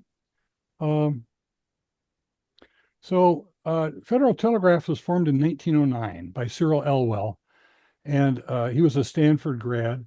And he wanted to get rid of the old arc transmitters and spark transmitters and replace them with arc transmitters. So he licensed the arc transmitter from Poulsen in Denmark and raised fund from what we call today angel investors. For example, he got $500 each from David Starr Jordan, who was the president of Stanford, and another 500 from Charles Marks, the civil engineering professor, and some from John Casper Branner, the geology professor, and other people to kind of bootleg this little company. And they proved they could use radio to get all the way to Honolulu, and obviously to get back too, if they had communication to Honolulu. So that's kind of, I say, our first venture capital. And you can see the application Stanford putting in for helping their students develop their little companies here in the valley. Well, then Lee DeForest came out to Federal Telegraph in about 1912 for a couple of years. He's the inventor of the Audion, and I'm going to show you one right here. This is an Audion that I have, and you can see what these little guys look like. It was just a little 3-element device, the first vacuum tube, basically. And a friend of mine, his grandfather had worked at Federal Telegraph back in the 1920s. He says, in 1965, my grandfather left me this box of stuff. I have no idea what it is.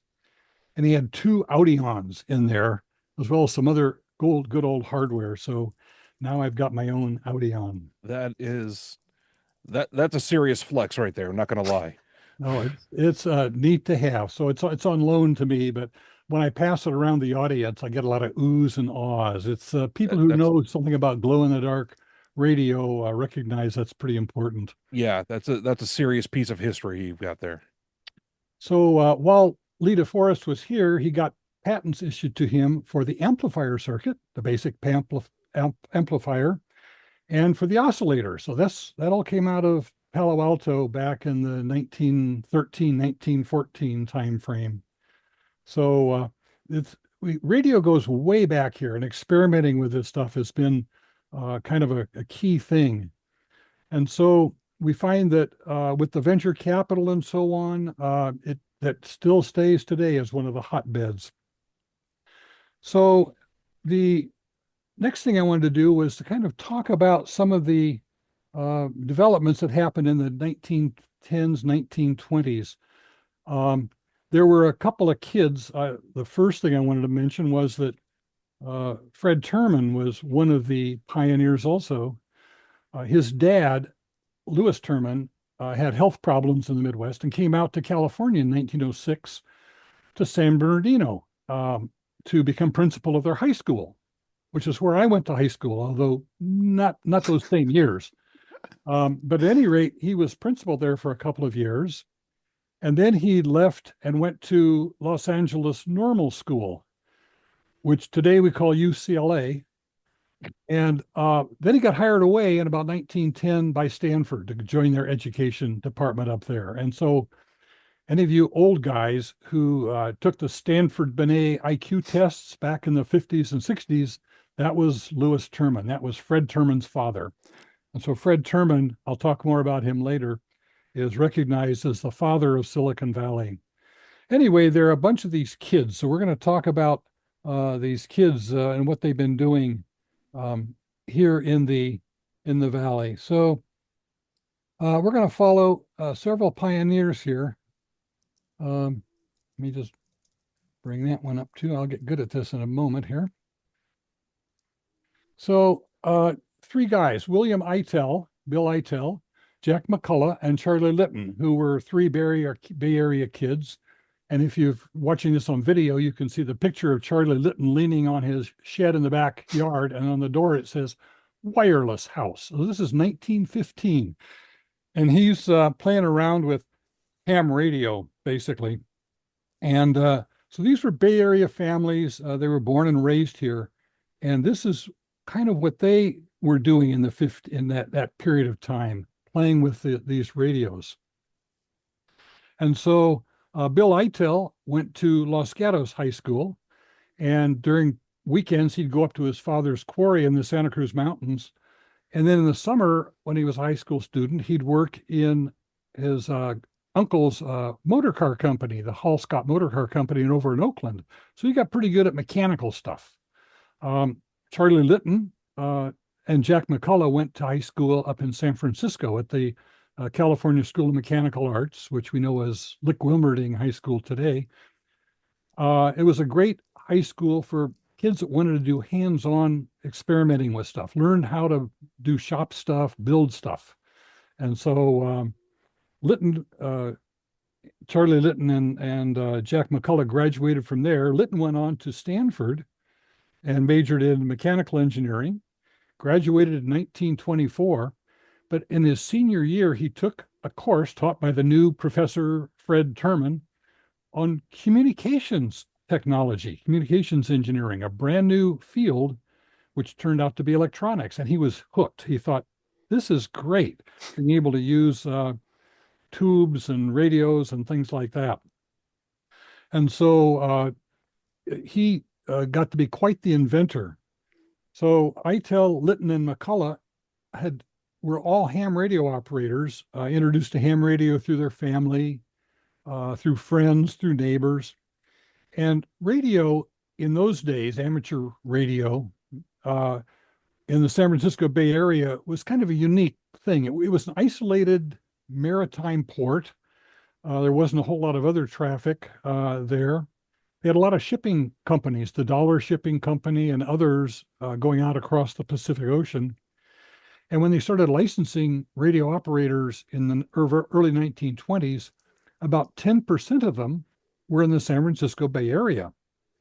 These days, we would call that a bubble, but they didn't recognize that at the time. But this was a hotbed of technology, with kids being able to get parts and build stuff and talk to people over the air and so on.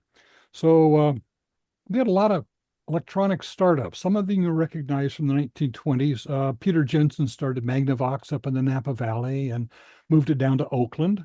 Heinz and Kaufman was a great company that made great HF equipment in the 20s and 30s, high-end HF equipment. And Federal Telegraph, which I had mentioned. Federal Telegraph was expanding or enhancing their arc radios up to hundreds of kilowatts and finally up to a megawatt. And in the hobby, we found ham radio was a good way to make friends and also learn about technology. And so in the Santa Clara County Radio Club, Eitel was the chair of the club in mid-1920s. And he said that the club had farm boys and Stanford students and Federal Telegraph technicians and retired executives all working shoulder to shoulder to make the hobby better. Maybe you would become more get more notoriety if you had a new antenna design and you could talk to somebody in Topeka, Kansas, or maybe even farther with your basic gear. And so there was a lot of competition to try to do something better. But then the cooperation part kicks in where you show the other people how to put up that antenna or how to make that circuit work better. So there was a lot of interest then in extending that radio technology. And one of them with the Stanford Radio Club pioneered the first trans-Pacific connection down to Australia and New Zealand, for example, on HF. And then they pioneered 10-meter transmissions to the East Coast and back. So they worked on a lot of these useless frequencies way up there that everybody else had given up on or hadn't started finding them useful. So this idea of competition and collaboration is a very important point about Silicon Valley. I was going to talk about this other young pioneer, Fred Terman. And so let's, here we go. So Fred Terman, I mentioned that he started in Los Angeles as a 6-year-old. Herbert Hoover had raised a lot of money earned a lot of money in Asia in mining, and he came back to the Stanford campus in about 1915 and moved in across the street from the Terman's house. And so the kids would get together, Herbert Hoover Jr. and Roland Marks, the son of the civil engineering professor, and George Branner, the son of the geology professor, and Jack Franklin, the son of the chemistry professor. And they would all get together and play with their rigs. And Herbert Hoover Jr. said, all three of us were neighbors. And upon pushing the key of one of our imposing contraptions, we'd holler out the window to see if it had been received on the other side of the street. So this isn't really long-range communication, but here are these 12, 15-year-old kids playing with this new hobby. And I imagine a lot of you as youngsters were in the same experience, playing with this stuff and watching people do it and then learning from example. So but then Fred Terman said, if you saw a 90-foot pole sticking up somewhere, you'd go and knock on the door and get acquainted with them because you knew this was somebody who was involved in radio and you might be able to see what they're doing. He might have some spare parts you could take or something like that. And then one summer during high school, he went down to Federal Telegraph, which is about half a mile down El Camino, and worked there in the summer with Federal Telegraph. So he had quite a bit of stuff. If you have the video, or the slides, you can see Fred Terman here at his ham radio station when he was 17 years old. So this was kind of a neat thing for these young whippersnappers, these kids. And so they experimented around with it. And then really what happened as they got out of college, Litton joined Federal Telegraph, the company we talked about, and they were supplying worldwide arc radios. They had 1,000,000-watt transmitters in the Philippines, in Spain, in the Canal Zone. Because remember, this is World War I, and the Navy is putting these stations in, and there's also commercial use of them. So they're selling services, but also putting in these radio systems.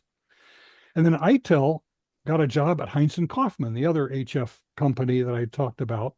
And then a year later, they hired McCullough to join them. So ITEL and McCullough are both now at Heinz and Kaufman. And the tube business during those days was rather interesting.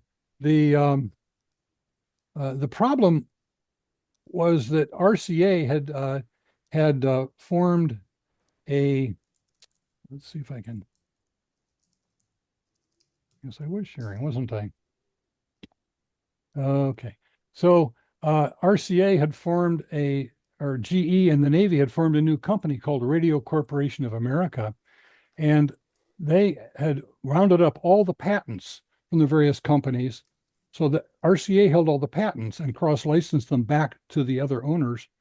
And they wanted to keep all of this technology in the United States. So they wouldn't sell the high power or the advanced tubes to our Silicon Valley, our Santa Clara Valley companies.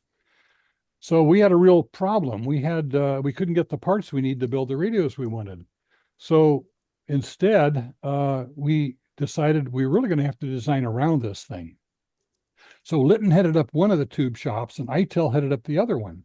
And they um, designed new power tubes that worked around the patents. They had different designs. They used molybdenum plates, different kinds of materials, made new shock resistant seals. And Litton invented the oil vacuum pump, which then gave them higher vacuums in the tubes, which gave them better reliability. So they were more reliable and longer life than the RCA tubes, but the key thing was they didn't infringe the RCA patents. That was a key thing they had to worry about. So the whole idea of intellectual property and patents is a key part of how Silicon Valley gets started. And a lot of that technology comes out of radio and the manufacture of tubes. So this was the challenge to this backwater area, this Silicon Valley area. So they had to develop better ways of doing things. Litton developed the glass lathe. We'll see a little picture of that maybe a little bit later. So he could make tubes with an axis of symmetry. So they were very repeatable, very precise, very precision developed tubes. And he built this tube shop on his parents' property. So this is how they got going in the 1920s. If you want to hear more, I've got more in the other talks, but I want to jump now to the 1930s because now we're into the Depression, and it's tough.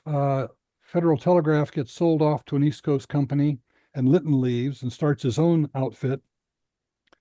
And ITEL and McCullough start their own company, IMAC.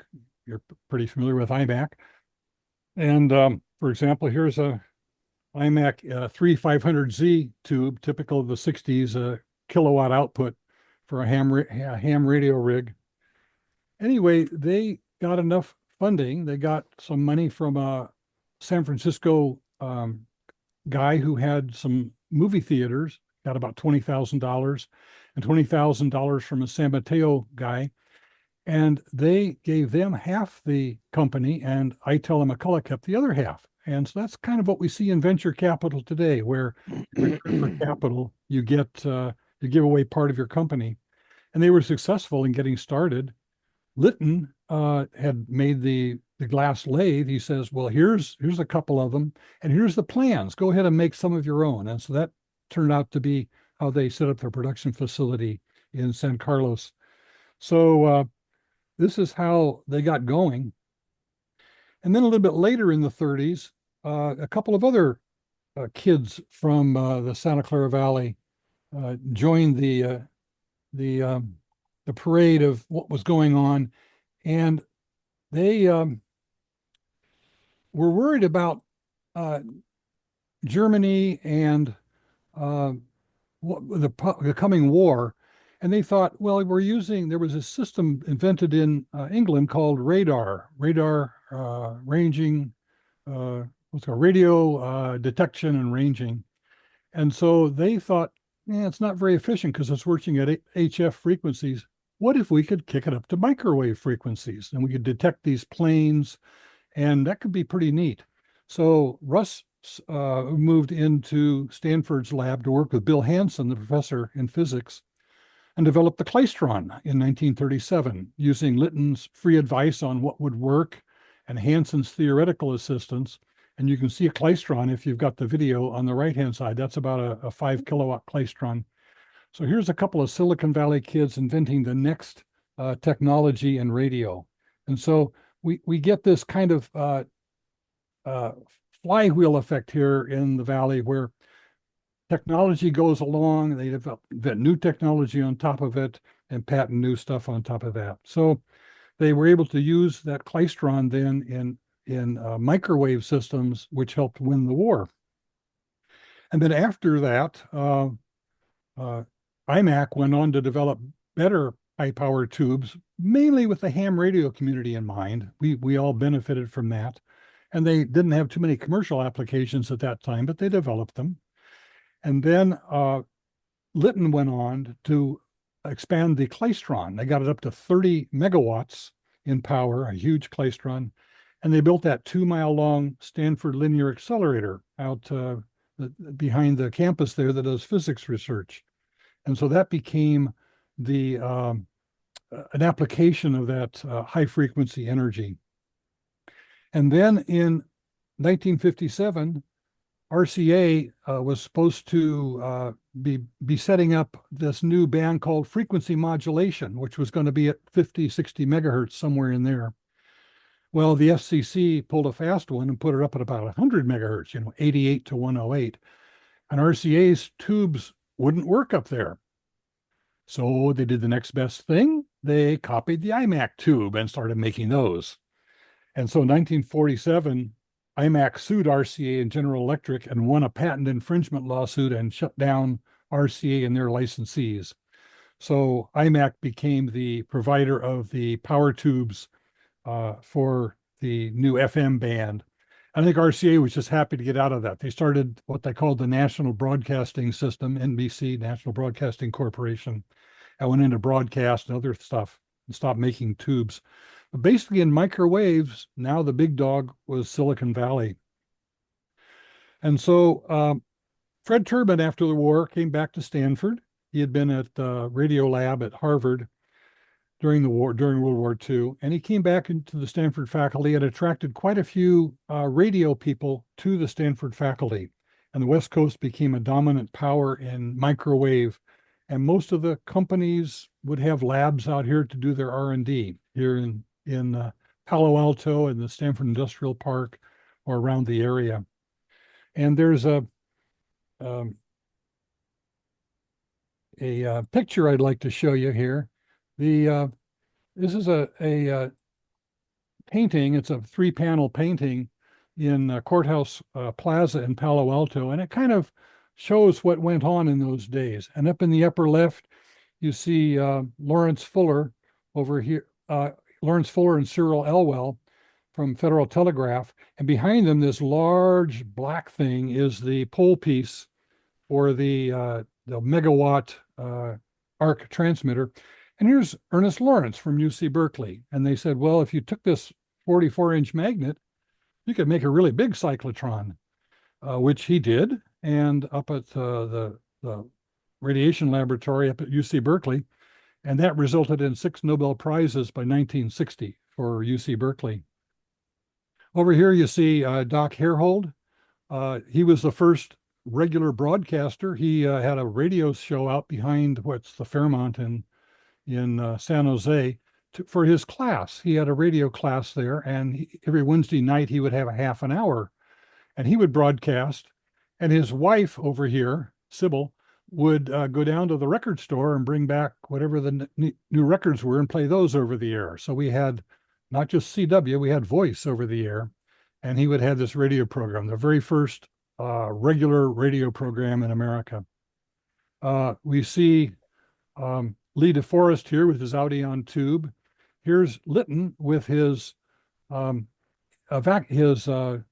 glass lathe making tubes.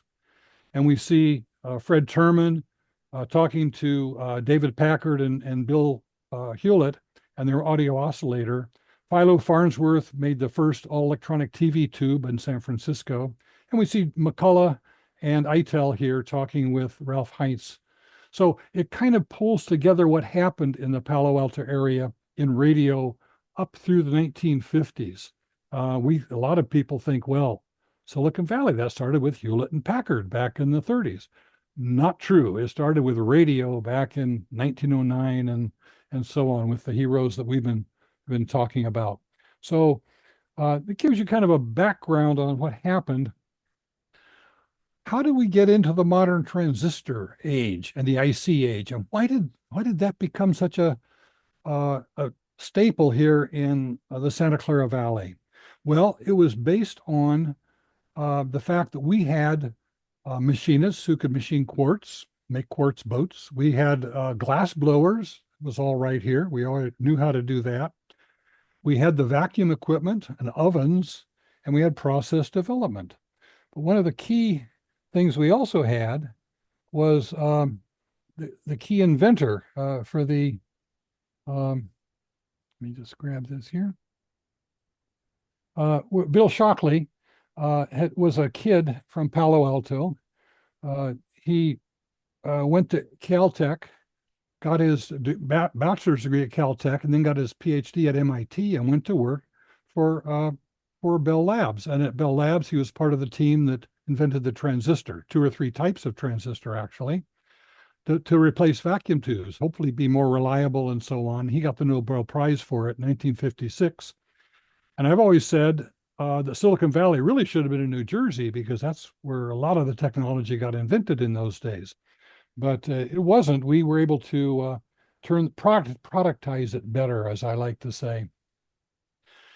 Well, anyway, people didn't like working for Shockley, but he did start his company in Mountain View, just a stone's throw from Palo Alto, and hired some of the key people. He got Bob Noyce out of Philadelphia, working for Philco, and Gordon Moore came down from Oregon. He was a chemical engineering graduate, and others joined them. And they started trying to develop transistors in Shockley's transistor company. He was hard to work for, and so 8 of them, called the Traitorous 8, left and formed Fairchild in 1957. Maybe some of you know a little bit of the story about Fairchild and the Fairchildren. So Yeah. I would be remiss to not point out that Shockley was worse than hard to work for. The guy was a real piece of crap, and I want to at least acknowledge that. Yes, he accomplished some stuff, but whoo boy. Especially in the 70s. I mean, his weird ideas, but that's true. And in fact, he became an adjunct professor then at Stanford. Jim Gibbons took him on and was helpful there, but he was very difficult to work for. He had the idea, let's make this transistor. So he got the guys working on silicon transistor. And then he said, no, it's the 4-layer diode we got to work on. So we switch him off onto that, drop this, work on that. He kept changing priorities every month or two. And it was just hard for the guys to get along. And they finally got together and said, let's vote with our feet. So they got some funding from Sherman Fairchild back on the East Coast. He had a lot of IBM stock, so he was pretty wealthy. And he formed Fairchild. And they actually had a great lab there up on Ellis Street and turned out some pretty fabulous products. Transistors, they developed the planar process there, which is how all ICs are made these days. They patented the planar process. Isaac Asimov said, maybe with tongue in cheek, he says, the planar process was the most important development since mankind evolved. And so it's almost true. You can get 1 billion transistors in your pocket now. Pretty amazing what you can do with that process. So technology wasn't necessarily invented here. A lot of it was, but a lot of it wasn't. But it was developed here. That was the secret. And we had the entrepreneurs. We had the funding for it, which is kind of nice. And so we started building transistors here. Got into ICs, DTL and TTL, the 7400 series, and all of that stuff that we've had so much fun with. And this became Electronics Valley. Gordon Moore and Bob Noyce then left to form Intel. Intel stands for Integrated Electronics. They shortened it to Intel. And you got Moore's Law from Gordon Moore, just kind of watching what was going on, saying, I think this is getting better every year. So Silicon Valley has a lot of local attributes. It's much like the ham radio community. It's communicative. People talk back and forth. They work with each other. A lot of hobby-driven stuff. When Mark Zuckerberg came out here with this idea of a Facebook, he just got some guys together and they programmed some stuff and played with it in a little house in Palo Alto. So you get friends getting together, hiring people from companies that want to work on something special. There's abundant venture capital out on Page Mill Road. You see this competition. You see hundreds of companies, thousands of little companies. In the news, you hear about the big and middle-sized companies. You don't hear about the little guys very much. But the little guys have to work together to cooperate. For example, back in, it must have been the early 80s, Steve Jobs was just taken over as this president of this little company called Apple that had just been funded. He had no idea how to run a company. So he calls up Bill Hewlett and says, Bill, I need to pick your brain. Tell me how to run the company. And so we went in and talked to Bill Hewlett. So they're sharing information back and forth. That's typical of Silicon Valley. You find people are open, much as you'd find them in the ham radio community. And Dave Packard wrote a book called The HP Way, which outlines the culture that many Silicon Valley companies adopted. For example, I worked at Tandem Computers, started by Jimmy Trybig, W6JKV, and it was modeled a lot on Hewlett Packard because he had worked at HP. We had a lot of people from HP. And one of the things we learned that first week at Tandem was kind of some of the rules you had to work with. So if you're in a meeting and a new idea comes up, you can't say anything bad about it for 5 minutes. You got to say, well, product engineering could do this, and maybe that group could do that, and we could change this. You can't shoot it down, because as soon as you start shooting things down, saying that's a dumb idea, or especially if it's a vice president, whoever brought up that idea is not going to bring up new ideas anymore. So you're going to lose that creative spark. So the whole point of this particular rule was you've got to get behind somebody and try to flesh it out and see what you can do before it gets shot down. That's a really wonderful rule. And that's the very first time I spent my life in the corporate world. It's the very first time I've ever heard of that. We had a number of interesting ones. For example, one of them was, if something goes wrong, err on the side of the employee. Don't assume they goofed up on purpose. There's something went wrong, but let's help this employee. He's going to be a better employee for having done this. So it wasn't a blame game. It was let's find out what went wrong, and let's err on the side of the employee. So it was that kind of an environment. I have several employers I wish would listen to that, but Okay. No, I've had some managers that were dictators, and that's not fun to work for them. In fact, I've left a couple of companies from that. But it's a kind of a nice thing to look at. The other thing about the Valley is it's very competitive because a lot of people want to come here and work here. So you get out of University of Michigan or Georgia Tech, you want to come join a company here. It's hard to do because it's so expensive. Got to get an apartment with 3 other roommates and whatever.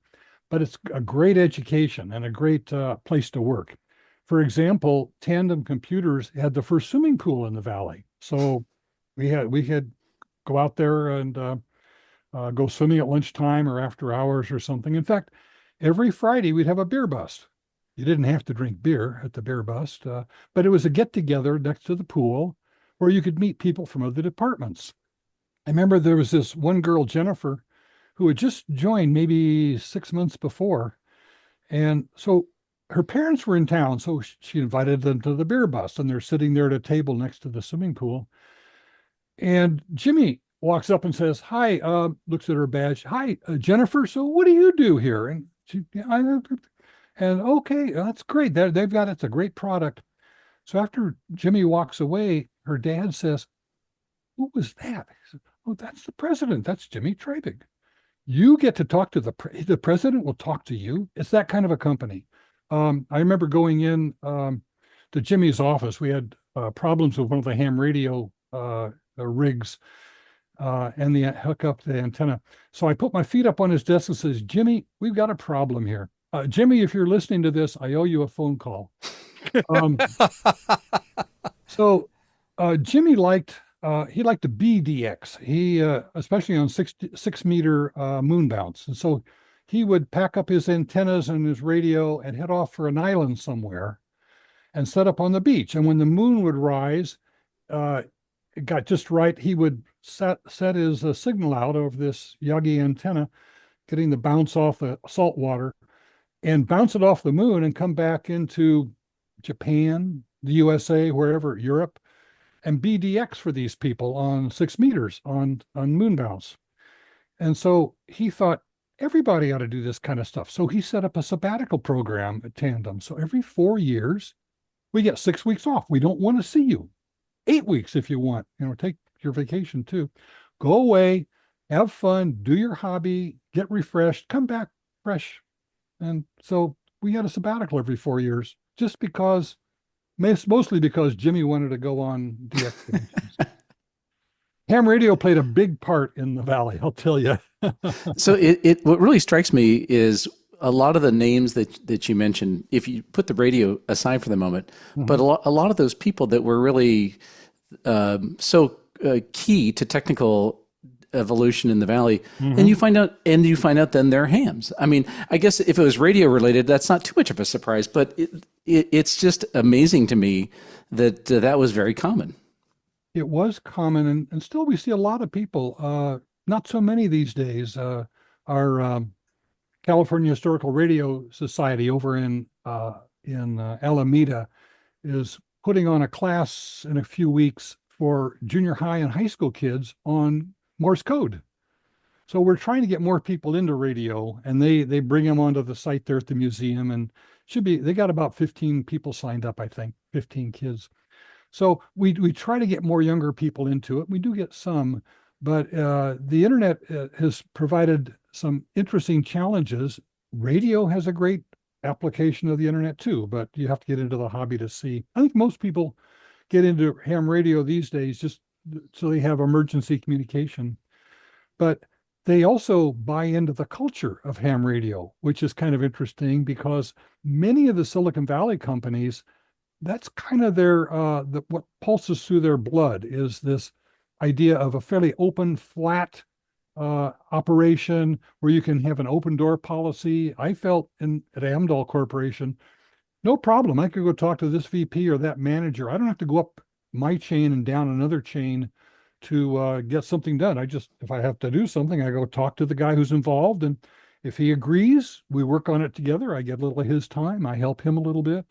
It's that cooperative spirit that permeates a lot of the companies, not all of them, but we have some hard-nosed ones. But yeah, it's fun to work in the more fun ones, as I think you probably would say. I think there is still a lot of that, like you're talking about, but I think there's a lot less than there used to be. I think you're probably right. I think the small startups are more like that, more collaborative, where you work during the day and you sweep the floor at night. But as they get bigger, they get more structured because of finance reporting, because of if they ever go public, they've got the stock market to worry about, things like that. So yeah, I think one sort of difference is that a lot of the people who were involved in more hardware oriented. So like if you really look over time, hardware was the thing, way back when, and over time, a lot of the center of Silicon Valley technology has changed. It always does. Software. So, it sort of went from hardware to software to social media to big data to AI. I mean, pick your waypoints along the way. So it morphs constantly. And I think there's something about some of those topics that people are personally invested in the subject. People who are into radio love radio, whether you get paid for it or not, hence our hobby, right? So people do things and learn about things that you'd think you'd be paid to do, but they do it because they love it. I don't think that's the same with a lot of these other areas. I think they're good, well-paid jobs. I don't think they're things that people necessarily love. I think they're attracted to it because it's a good career. So maybe that's an oversimplification. I think there's a range of motivations, but I talked mainly about the analog time period, but we got into digital software. Genentech was the very first biotech company started here in South San Francisco. Money from Kleiner Perkins, just amazing. Who thought you could engineer biology? And then mobile, the smartphone, Nokia. But it was Apple here that kind of turned it into the computer in your pocket, which also makes phone calls. And then, so I've got something about that. Some of you probably have an Apple smartphone. They've got this intelligent agent called Siri. There's one right there, Siri. So why is she called Siri? Well, I won't make you wait. I don't know, but I just wish she could translate what I say to her a little bit more accurately. That's all I'm going to say. Well, it's because you speak Canadian. That's an Appleese. I bet I know if this is a real pop quiz. So the real answer, this isn't the real answer, this is my answer, is that it was the technology developed at the Stanford Research Institute, SRI, and it's hard to pronounce Sri. So they put an extra I in there. Now it's Siri. These couple of guys left and formed their own company, and Apple bought them, and they just never changed That's the pretty name. cool. And so that's why it's called Siri. So it's a reminder of Stanford's continued involvement in technology development. And then this kid, Elon Musk, starts a company called X while he's at Stanford, and then decides he can make an electric vehicle called a Tesla Roadster. And I mean, it's audacious what some of the people here do. And then he thinks he can land the first stage of a rocket. I mean, some of the ideas coming out of Silicon Valley are just off the wall. And then we've got artificial intelligence with that turn graphical processors into NVIDIA's neural network computer stuff for AI. So Gibbons had a statement. He said, the future is here now. It's just not widely distributed. And I think that's true. The technology is probably in somebody's head or in a small little company, maybe here in Silicon Valley, but it hasn't moved out yet. I tend to see it here first. I go to little talks and things and think, that's never going to work. And then pretty soon it's a product. It's crazy. Sorry, who said that? Gibson, I think. I'd have William to look it up Gibson? again. Look You it talking up. about William But Gibson? The future is here now. It's just not widely distributed. That's a great quote. And I think about that because here in the Valley, we get to see technology earlier than most, before it hits the press, before it gets to the Wall Street Journal and stuff like that. I think in a lot of these technologies too, the idea predates the reality by quite a bit. So there's kind of the concept, and then there's maybe the first prototype, and it could be a generation before the technology to implement it catches up to it. The Valley of Death, they call it. Before There you go. You keep working at it, getting another million here and a million there and trying, and before you can find a customer that will turn it on, or you get enough memory technology to make it work or something. Well, take AI. I mean, if you go back to people were talking, computer technologists were talking about AI and building AI systems in the 60s, but it's nothing compared to what you can do today. I mean, what you can do today is really phenomenal because the compute power and the software technology has gotten to a point where it's feasible. Whereas back in the 60s, it was like, well, kind of a simplistic demonstration of it, but not really. That was about it. And they had Shaky, the original robot from the 1960s, early 70s.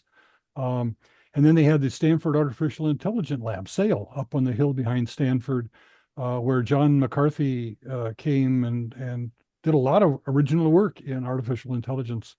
So it was around, but nothing much happened in the 80s and 90s. It was always like nuclear fusion. It's 20 years in the future, always 20 years in the future. So we found that a lot of these technologies, we'll hear about them, they'll disappear. All of a sudden, they've morphed into something else. And so you see it becomes helpful. Neural networks morphed into artificial intelligence. So there's been a lot going on. And I used to say it was the water here. We get our water from the Hetch Hetchy Reservoir up in Yosemite, piped down, and it becomes San Francisco's water. And when we first started making integrated circuits in the late 50s, we could use that Hetch Hetchy pure water without purification. We just use it to rinse our wafers.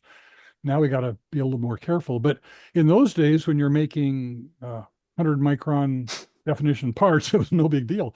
So things have gotten much more tighter. It's hard to picture a billion little tiny transistors on a chip, but and 3 micron, 3 nanometer and 4 nanometer lines. It's just keeping that technology moving and getting better and better as we go. And it's that innovation. And that's why a lot of people like to come here if they're innovators or like to get involved in that, because the first half a dozen years, if you spend it here, you can go start up your company somewhere else. Although Steve Wozniak said that the difficulty with starting your company somewhere else is you've got your funding from Menlo Park, from Sand Hill Road. So 4 times a year, you got to come to California and present to the board. So you might as well have your company here too. Besides, we have the resources. Silicon Valley started as just bunches of little companies, like I said, with Heinz and Kaufman and all these little companies helping each other. And that's still true. Little companies buy the services of a software company or this company or that company to make something, farm it out. So it's just you keep a key group, which is the kernel of your technology, but you don't go vertically integrating and get everything like IBM and DEC used to do back in the old days. It's too much baggage. So I have a little Heinz and Kaufman personal story. Okay. And when I was living in San Jose, one day we drove over to Los Gatos to get a coffee in the morning, as we often did. And then on the way back, right on the road that we're taking back to the house, off to the right, there was a new housing development. We thought, oh, let's go take a look up there. So we hung a right, went up the little hill, and it's very nice. And then there's a sign, in one of the like little grove of trees. So we thought, I wonder what that's about. So we got out and went over, looked at the sign, and it turns out that Ralph Heinz' house was located there. And I had never I didn't know who Ralph Heinz was, but I'm looking at this sign that says, in commemorating Ralph Heinz and his wife, whose name I forgot, and they were amateur radio operators. I'm like, holy mackerel, who's this Heinz fellow? And so then I went back and looked him up, and it turns out, you mentioned Heinz and Kaufman, and that Eitel and McCullough worked for him before they created iMac. And so it's like, holy cow, I didn't know this existed. So there's a little piece of history, at least preserved in San Jose. And in 1928, I think, the ARRL National Convention was held in San Francisco. And so I've got a picture that's about 6 feet wide and about 1.5 feet tall with probably 80 hams, including Heinz and Litton and some of the other people from those days who were at this convention. So I roll that out sometimes. Oh, that's wild. A ham group. So there's a lot of interesting history. And for those who want to find out more, check the list underneath the podcast for links to either my Stanford talk. That's I think a good one, or the one I gave at the West Valley Amateur Radio Association, where Steve Wozniak pipes in with his comments, and you get a broader feeling from what I've given you here, more detail and maybe more stories. Well, this has been really super interesting. I mean, for me particularly, because I lived there for quite a while, and so a lot of it's fills in some of the cracks in the history, and it really strikes me how many of the people that were fundamental to the really the beginning of Silicon Valley were all hams. It's interesting. I think that without ham radio, it probably wouldn't have happened here. I think IBM in New York, DEC in Boston on Route 128, maybe New Jersey with RCA and Princeton and all that stuff, or maybe around Atlanta with Georgia Tech. But the fact that Stanford was here and struggled and developed that communications technology track in their curriculum. Fred Terman and Wally Sterling, the president of Stanford, started up the industrial park. Varian moved in there, Hewlett Packard, General Electric, the Wall Street Journal. You wanted to be there with that technology people. The top technology people want to live among people that are other technology people. They relate to them. You may have read in the paper this last week, Elon Musk says he's having a hard time getting people to go to west of Gainesville, Texas, to work at their launch facility because there's nothing there. It's sterile. You can't get engineers or top scientists to come down there. Here, no problem. It may be hard to buy a house, but once you can trade your Google stock for a house or something, or your NVIDIA stock, whatever it is. I was over at NVIDIA a year ago summer. I was lining up some speakers for an IEEE event, and I could hardly find a parking place under their new buildings. They have 400 interns there during the summer. You think NVIDIA is a hardware company? No, they do make hardware. Okay, that's one thing they do make, TSMC. The main thing is they make the software that ties you into their products. So it's their I was thinking CUDA. That's not right. That's AMD.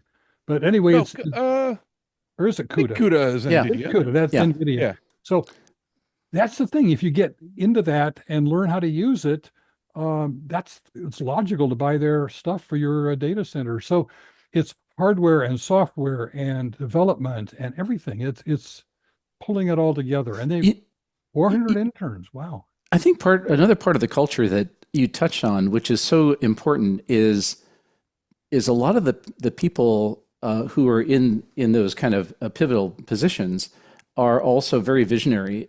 It's like the idea is 100 times bigger than what could be done today. It's not an incrementalism. It's like a kind of a radical thing. And Jensen Huang is a good example, where 20 years ago, when they started it, they were one of 10 graphics controller companies, and plug-in boards for PCs. Yeah, and 8 out of 10 of them were going out of business. Yeah. And he was one of the 2 left standing, along with ATI. Exactly. So you have sort of this audacious mindset, like, okay, we're going to just push the limit of what could be done, and so the whole idea about taking the GPU and not using it just for graphics, but using it as a parallel compute platform. When that idea first kind of came out, now almost 20 years ago, a lot of us thought like, well, is that going to work? It seems like kind of a niche idea, but they were really right. Yes, it does. It turns out it does. Yes.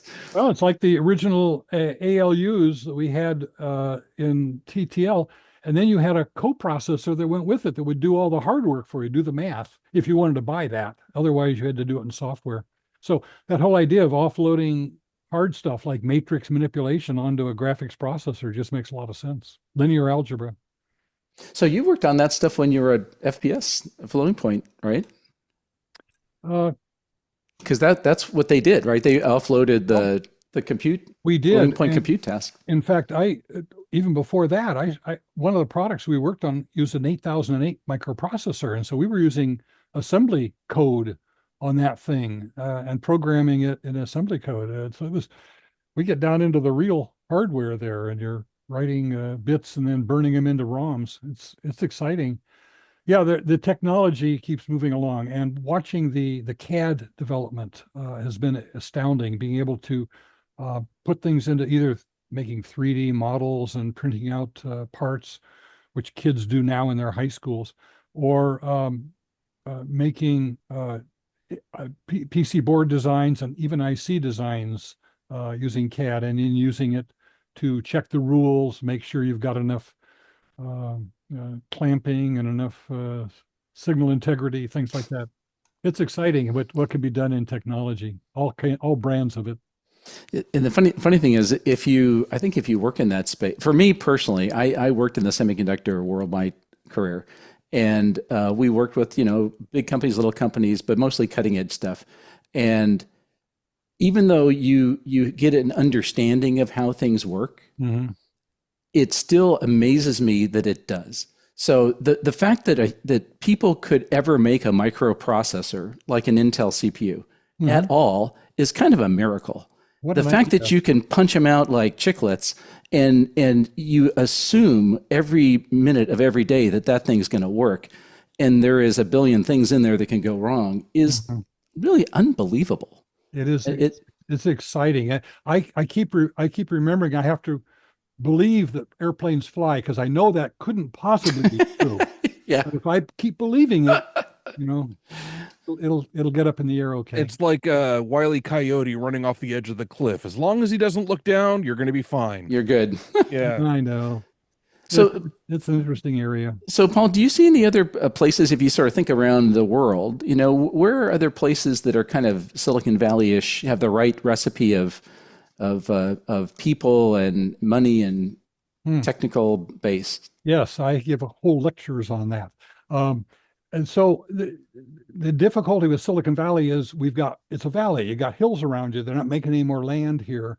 And so you've got to push a lot of this technology out to Austin and to New York and to Atlanta and places like that, to Nashville and to Florida, because we can't handle it all here. But yes, there are a lot of places have similar capability. There's two things they don't have. First, California law. We don't enforce non-compete clauses in California. You may sign one, but the courts will not enforce it. So if I want to hire somebody from Google to join my team and he says yes, he can go, and they can't sue me. He can't take their intellectual property, but he can bring his mind and come work for me. Yeah. There's only 4 states like that. The rest of them, New Jersey, Massachusetts, you sign a 1-year agreement, you've got to go pump gas or build websites before you can start working on the good stuff. In Formula One, we call this gardening leave. And take a year off. So that's one big advantage. The other one is, yes, you can get some venture capital, but you're not going to get the second and third rounds, the big rounds. For that, you got to come to Silicon Valley. I've got a slide that shows that I'll put it in the video, that 50%, 55% of the venture capital is spent right here in Northern California, and 10% in New York, and 8% here, and 3% there. And so you can get started, but you're going to end up moving to California. There was a company in France that was doing really well, and they tried to raise some money, and the venture capitalist here says, move your development to California, which they did. So it's kind of there's so many advantages. We've got a 100-year lead on everybody else in the entrepreneurship, the idea that high school kids develop new products all the time, or new bio stuff. It's kind of as I say, it's in the waters, that hetchy water that's getting to us. So there are 2 or 3, maybe half a dozen things that other hubs tend not to have. They tend to have some of it, and I've gone and talked to them and encouraged them to get more. They don't have the same management style, as Mark was saying. It's tough to find a company that operates like a Hewlett Packard or a Tandem Computers or an Amdahl. It doesn't happen in many of the other parts of the country. They think that they've got go at it a different way. So it's a challenge. Austin is doing fairly good. New York in financial stuff. Florida is getting some really good development work going there. Columbus, Ohio, once that Intel fab comes up. The week that President Biden went and dedicated the Intel fab, I was there the following week as a speaker on the Ohio State campus. So there's a lot that could happen there, but Intel is hurting a little bit right now. So I'm hoping they'll get on their feet and get those fabs up and start making product here in America. So it's a challenge in another. You can build stuff in other hubs.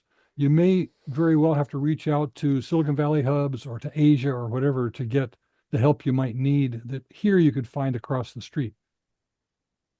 So I grew up in Silicon Valley. Yeah. I was born in 1975 in Los Altos, Yep. at Mountain View Hospital, El Camino Hospital on Grand Avenue, or Grant Avenue. I'm there all the time. Yeah. And so like I went to Loyola Elementary School, Block Junior High, Mountain View High School. Like I was steeped in all of that. I used to ride my bike around You drank in the Kool-Aid. Cupertino. Say again? You drank the Kool-Aid. I drank the Kool-Aid. Yes.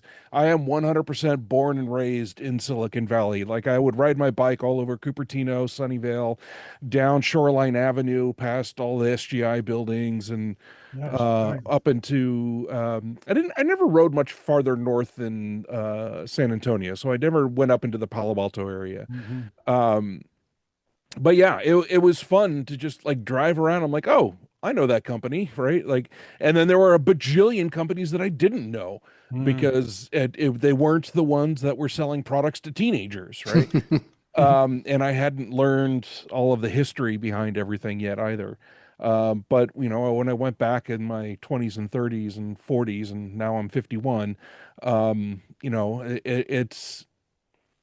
it's really interesting. I've read and listened and watched all kinds of documentaries and stories on the history of these things, and you know, like where Apple started in Steve Jobs's garage, Los Altos. In Los Altos, and I'm like, oh, I wonder where that. Oh, that's only a few blocks away from blah blah blah, right? And yeah, it was definitely a fun place to be in the 80s and 90s. I'll tell you a story about Los Altos. Steve Wozniak's dad was an engineer at Lockheed. And so Woz's friends would come over and talk to his dad, who looked to talk about technology and what's going on. And then, let's see, it was, I forget the name, Jim somebody, happened to know this guy named Steve Jobs, and Jobs says, this computer's interested. He says, well, you ought to talk to Woz and Woz's dad. So it was Fernandez, Bill Fernandez, got Steve Wozniak and Steve Jobs together, And that's how Apple got started, basically. They ended up in Jobs' garage to build the original Apple ones. Another interesting story, when people come to look at Silicon Valley, I had some visitors from, not Kazakhstan, from Tajikistan. So I took them on a tour of Silicon Valley, and we saw the original plaque for Federal Telegraph. But I take them up to show them the what's now the Meta campus, the Facebook campus in Menlo Park, and the big sign out front, which had the big thumbs up sign. What's the thumbs up? The thumbs up. The big thumbs up sign. And we walk over in front of the sign, and I say, okay, now come look at the back of the sign. Because this is what the Facebook employees see. You look at the back, and it's the old Sun Microsystems sign on the back. Yep. And That is wild. tell his people, he said, now you better do really well, or you're going to be on the back of that sign, and somebody else is going to be on the front. And so that was a good story, because Sun Microsystems did great with a Solaris system and their Spark processors and so on. And people used them an awful lot for their websites, and got bought by Oracle, kind of end up. Linux ate their lunch is what happened. We're good at constructive deconstruction. I'm sure Elon Musk would have a better term for that. But basically, things explode, and all those parts become parts of new companies, and those people become available for new companies. So creative destruction is sort of what happens here. But I tell people that, look at the back of the, it's not a thumbs up sign anymore, it's a Meta sign. But that on the back is Sun Microsystems. So I think one of the other things that I notice about the Valley that's pretty pervasive is the number of incubators that are there. Yeah. And I was involved with one with a startup company out of an incubator called Stardex, which was actually eventually managed by Stanford. Mm-hmm. And the thing that was really interesting about this whole experience is you would have about 20 people pitching their ideas to get a incubation, like I don't know what you call it. Seed money? Well, even before you get money. So what they would do is you would pitch your idea, and if you got into the program and maybe 15, 20 people got in, what you would get is 6 months of incubation time, and you would have an office space to go to. You would have unlimited compute resources. You would have legal advice. You would have business mentor advice. You would have all this kind of infrastructure given you for nothing. And then at the end of your whatever period, 4 month, 6 month period, there'd be a beauty contest, and you would all have pitch night, and you would all go into the auditorium, and there'd be a bunch of VCs there and a bunch of like Stanford people, and each little company would pitch their idea, and maybe one or two of them, maybe 4 or 5 of them would actually get the opportunity to take it further. Mm-hmm. And the rest of them are like, nice, thank you for trying. Mm-hmm. Nope. A flush. But it's great education for them. Yeah. Something about how to put things together, put a team together, how to put a pitch together. And so yes, your next operation is going to be even better. Exactly. And you learn all those things. And the couple things that I walked away with, one is you learn to fail quick. And that's, I forget who's someone, that's someone's, it was Tandem's motto. If you're going to fail, you want to fail fast, catch the thing, back it up, and not lose $1 billion on a financial transaction. You're talking about the nonstop. The nonstop system. Yeah. But, so this is the business version of that, which is like, okay, here's your idea. Oh, that's a terrible idea. Stop. But this other idea that actually has legs, you could probably take that on, and maybe if you're lucky, you'd get some VC to back it or whatever. But the culture of I'm gonna try something, and people are going to actually give me the resources to kind of vet the idea, and and there's a lot of those things. I mean, besides Stardex, there's Y Combinator, there's a whole zillion. There's the Plug and Play Center in Mountain View. I've been over there and talked there before. That hosts, probably 100 startups. Mm-hmm. And then you have all these like entrepreneurs in residence to provide advice and guidance and whatever. And it's that whole stew.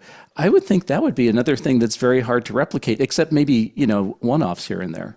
It is difficult. And I've visited some of those at other cities, and they're quiet places with 4 or 5 little companies, and not much is happening, but they have beanbags. I remember when DEC was in Palo Alto, the very first node in Northern California for the internet was just the ARPANET at that point, was in the basement of the deck building on University Avenue in Palo Alto.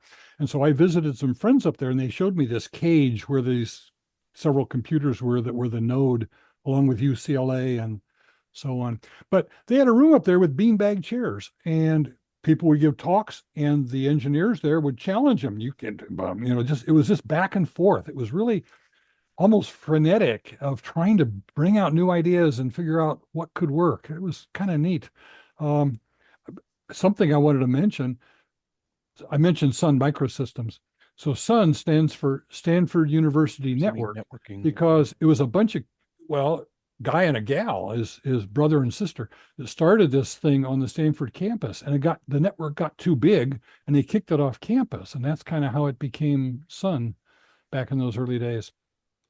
Another interesting story. I was an Indian Guides leader. Any of you guys Indian Guides or Boy Scouts or things like that? So us dads would sit around a circle with these kids in front of us, and we'd share and kind of develop, go on outings and things like that. And I'm still close with some of the dads from those days. Well, one of the kids was the boy across the street who was the same age as my older son, Drew. And so he went to Cal Poly and was working on a PhD up at University of Washington, and didn't like that. So he came back down here and got working in software, which he had no background in, but he picks up things real fast. A couple of software companies. He joined Palm Pilot, joined Twitter and stopped the whale fail thing, got their stuff reliable again. He worked for Microsoft Research for a couple of years. Couple of other companies, vice president and stuff. And then he became a partner in Kleiner Perkins. So he's shepherding a bunch of mainly software companies there. And he gets kind of tired of that. So he goes over to Apple in their new spaceship building, and heads up a big division over there, and gets, kind of leaves that. And then Mary Barra back at General Motors hires in to come in and revamp all of her software. Anyway, just a neat kid, and but just the kid across the street. You kind of expect these for kids. They've got these amazing career paths that turn out to be technology and on steroids, really. And so he's had a lot of fun as the Silicon Valley environment lets you do that kind of stuff. It's invigorating, as Mark says. It's a great place to grow up. Well, this has been really, really fun. Before we wrap up, Vince or Mark, do you have any questions or comments for Paul before we wrap? No. It's been a wonderful story. It overlapped a lot with Empire of the Air, I think is the name of the novel, or the earlier stuff anyway. We're talking about Armstrong and DeForest and all them. I'm like, oh, I know this story. That was kind of cool. But if our listeners haven't read that book, honestly, it starts off a little slow, but once you get into it, then you start learning the personalities between all these people, and it was a really interesting story. So, I agree. That we dovetail with a lot of those stories. You get pieces here and there, and you hear these. What happened in the 30s? I didn't know that. And all of a sudden, you've got this new stuff for the 50s. Yeah, it's an exciting thing. So I'm supposed to be working on my book. So maybe I'll work on that when I get up to the cabin. Okay, well, so Paul, thanks so much. If people want to find out more about you or any of your publications or talks, where should they go? It's easy. You can find me on the internet, p.wesling@ieee.org. You can email me. I'd be happy to talk to you.